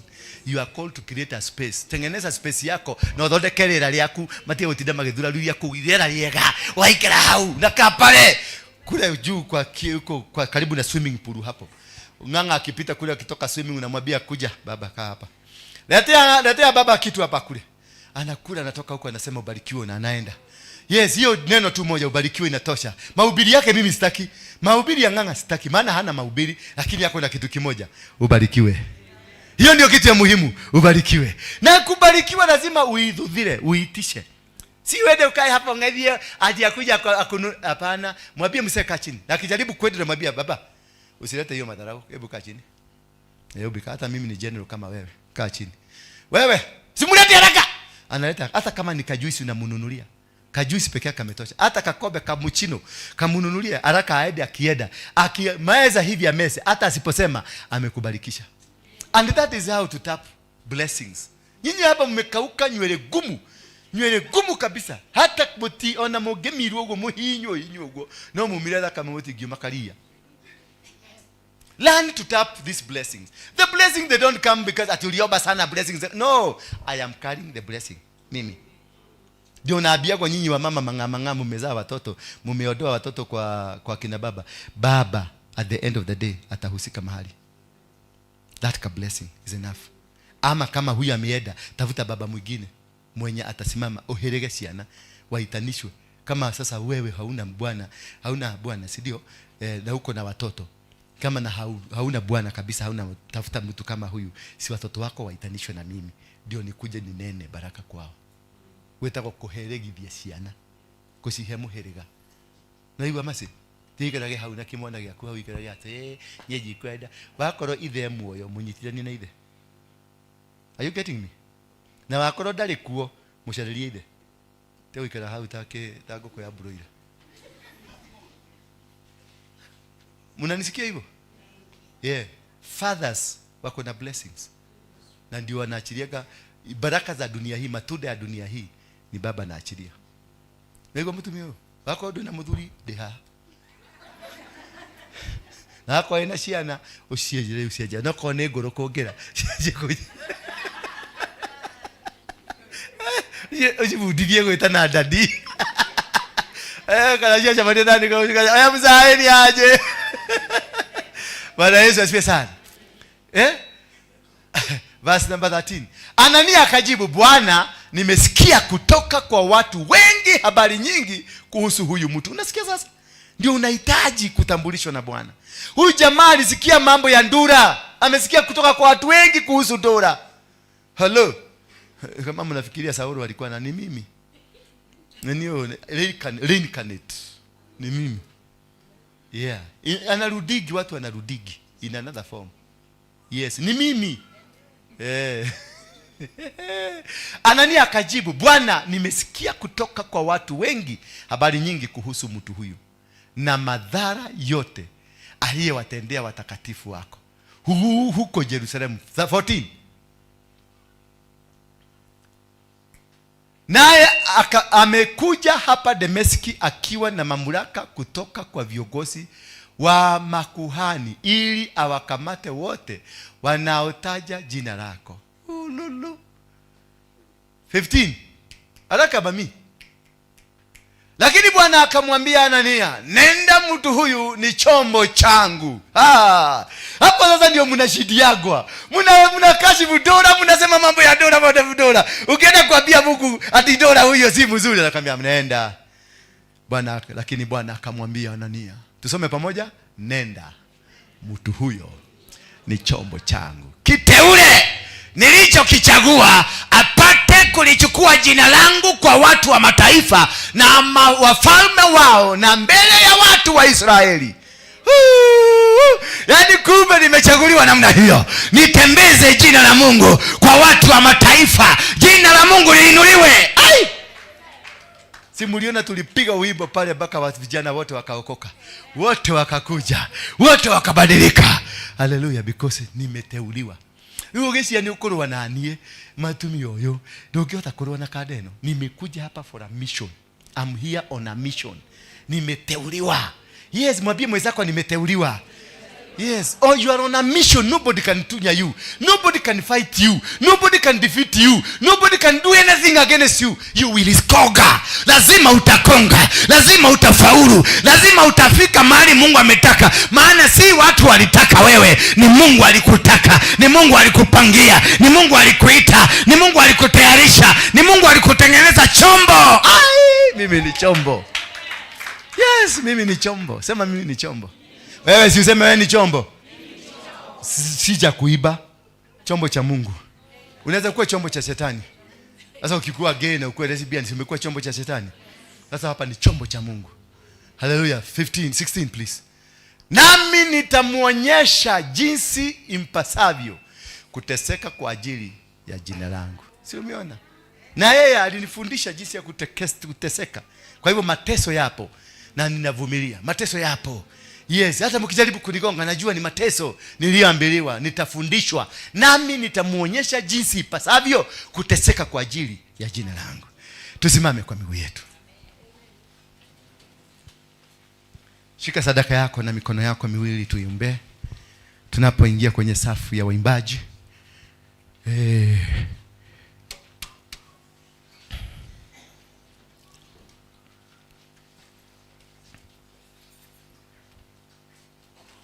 Whom shall I send?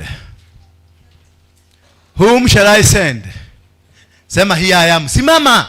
Wewe ni nini unasuba? Simama. Kila mtu asimame. Yes, stand up. Stand up. Inua sadaka yako juu na mkono wako wa kulia tuweze kuiombea. Umeshika sadaka? Kila mtu ameshika sadaka? Kila mtu ashike sadaka yake. So mwanze kuombea tarehe 29 tuko pale Nyao Gardens Nakuru. Itakuwa siku ya Jumapili. Kwa hivyo tutakuwa hapa na tutakuwa kule. Tutaenda na chopa ile ijadungwa kitu. Halo. Tutaenda na nini? Ile ijadungwa kitu. Ile ijawekwa bomu kama ile ya ngeno. Bwana Yesu asifiwe sana. Inua tu sadaka yako juu. Inua tu. Muinulie tu Mungu, mwambie mimi leo nataka nifanyike chombo. Fungua tu kinywa chako, mwambie nataka nifanyike chombo. Baba, nionyeshe kazi yangu. Nionyeshe ulichoniitia ni nini. Nionyeshe mipaka ya kwangu ni migani. Nionyeshe kazi yangu ni ipi. Nisije nikakaa ama kufata njia ambazo si sawa. Mwambie tu Mungu, nisaidie nijielewe, nisaidie nielewe ninavyostahili kukua. Nijue mimi nimeitwa kama nani. Nijue nimeitwa kama Anania, kama Musa, kama Ibrahimu, nimeitwa kama Isaka, nimeitwa kama watumishi wako ambao uliwaita. Fungua tu kinywa chako, mwambie. Leo atakupatia ufunuo jinsi alipatia Anania. Jinsi aliambia Anania kazi yake ipo. Kazi ipo, kazi ipo. Kazi ipo, ile unahitaji kuelewa tu ni kazi gani. Kazi ipo. Wito upo, ile kitu unahitaji kuelewa tu ni kujua wito ni gani. Huyu Bwana anakupatia wito wako leo. Huyu Bwana anashuka siku ya leo, anakupatia wito wako leo. Milango yako inafunguka. Milango yako inafunguka. Milango yako inafunguka. Ya biashara inafunguka. Huduma inafunguka. Alichokuambililia kinafunguka. Bwana yupo pamoja nasi. Yupo kwa ajili ya milango yako. Yupo mahali hapo ndio kila kitu kilichoibiwa kiregeshwe. Yupo mahali hapa kile kitu walikunyang'anya kiregeshwe. Yupo mahali hapa. This God is with us.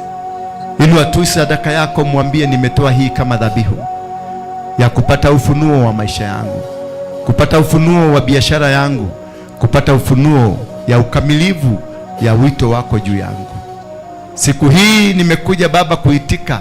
Najua umeniuliza ni nani ako tayari kutumwa, na mimi nimesema ndio huyo, mimi niko tayari. Ndio nakuinulia dhabihu hii. Nimeinua dhabihu hii kwa ajili ya kazi yako. Nimeinua dhabihu hii kwa ajili ya kazi yako. Nimeinua dhabihu hii kwa kuinua jina lako. Nimeinua dhabihu hii Baba kusema wewe ndio unastahili. Wewe ndio Mungu uliumba mbingu na ukaumba dunia. Ulikuwa na Isaka, ulikuwa na Yakobo, ulikuwa na Abrahamu, ulikuwa pamoja na mtumishi wako Gideoni ulipomtuma akavunja madhabahu ya baba zake. Na alipokwenda kule ulimwambia aingie kwenye zizi atoe ng'ombe wawili wa miaka 7 kama sadaka. Ukamwambia Yeremia umempa nguvu juu ya mataifa na falme zote, kuzing'oa, kuziharibu, kuziteketeza na kuziangusha, na zilianguka. Ulimpatia Anania mamlaka ya kumsaidia Sauli. Baba, na kuomba tu, kuna watu uliotuma wako kule nje wa kusimama na kazi ya mtumishi wako huyu, lakini wamezuiliwa, maana wameogopeshwa, wameambiwa mimi si mtu mzuri, wameambiwa sijabadilika, wameambiwa mimi ni yule yule tu. Baba, waguze tu. Ndio maana nimeinua hii sadaka yangu kusema ya kwamba wote waliotumwa kwa ajili ya huduma hii wafungulie milango yao na waje. Kule wamefungiwa Baba, ninawafungulisha. Kule wanateseka, wengine wamegeuzwa hapa, wamefanyika mage, wamefanyika malesbian, ndio waondoke ama waharibu huduma hii. Baba, nakuuliza tu kama vile nilivyokuuliza leo asubuhi saa 12 ya kwamba waanike hawa watu wote, tuweze kuwajua, tuweze kuwaona. Haya maroho yote ninayavunja na kemea na yaharibu katika jina la Yesu Kristo. Mungu, shuka tu, shuka kwa watoto hawa. Wamekuinulia dhabihu zao, wako na mambo tofauti ambao wanakuomba. Wamekuomba kujielewa, wamekuomba kujifahamu, wameomba kujua wewe ni nani, kama Musa alivyouliza, umenituma ninaenda kuambia wewe ni nani, na hao ukamwambia nenda ukamwambia mimi ndimi.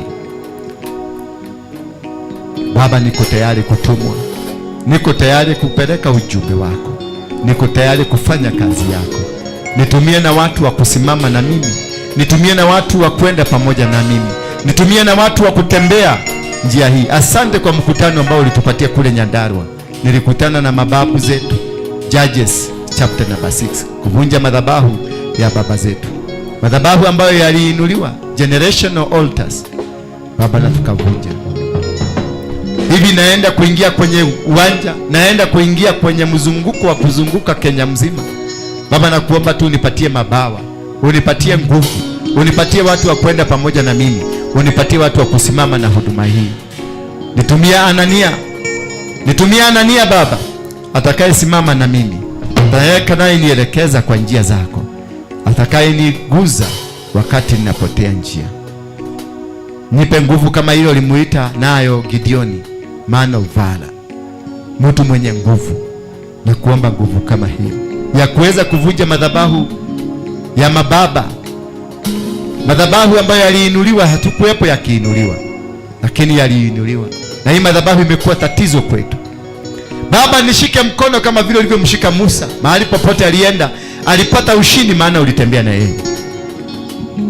Joshua, mahali popote alienda kupigana, wewe mwenyewe ulimwelekeza jinsi ya kupigana. Na kuomba tu unipatie mwelekeo wa vita hili, unipatie mwelekeo wa kujua ni vipi nitafanya. Nipe mwelekeo Jehova, nipe mwelekeo. Ni katika jina la Yesu Kristo naomba na kuamini. Kama umemaliza kuomba, umeitisha mwelekeo, umeitisha njia yako, umeitisha watu wa kusimama na wewe, leta sadaka yako uweke kwenye kikapu hapa, na Mungu atatenda. That one itafanyika, Mungu atatenda. Kama kuna kitu kimezuia kinapigana na wewe kwenye maisha yako, Mungu amekiondoa.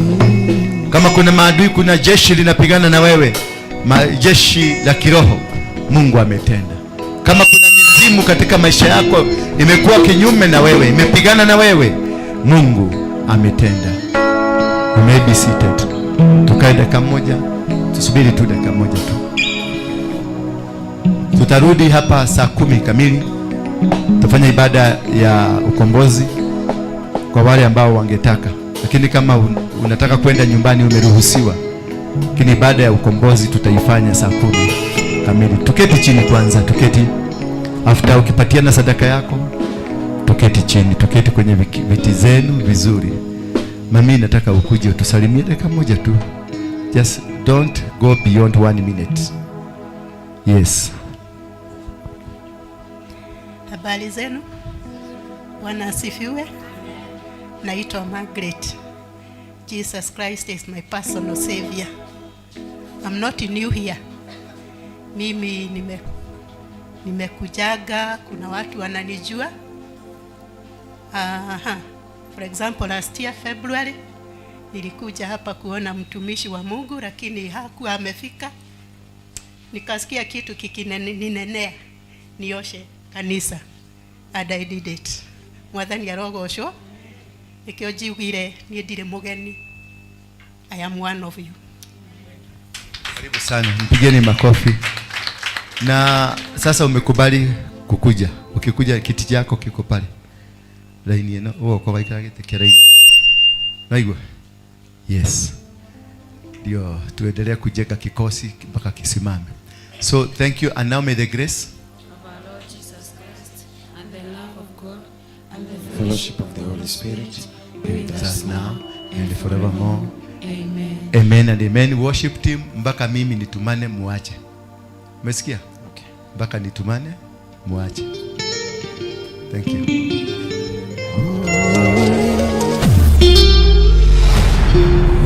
Bethel Clouds TV, empowering lives.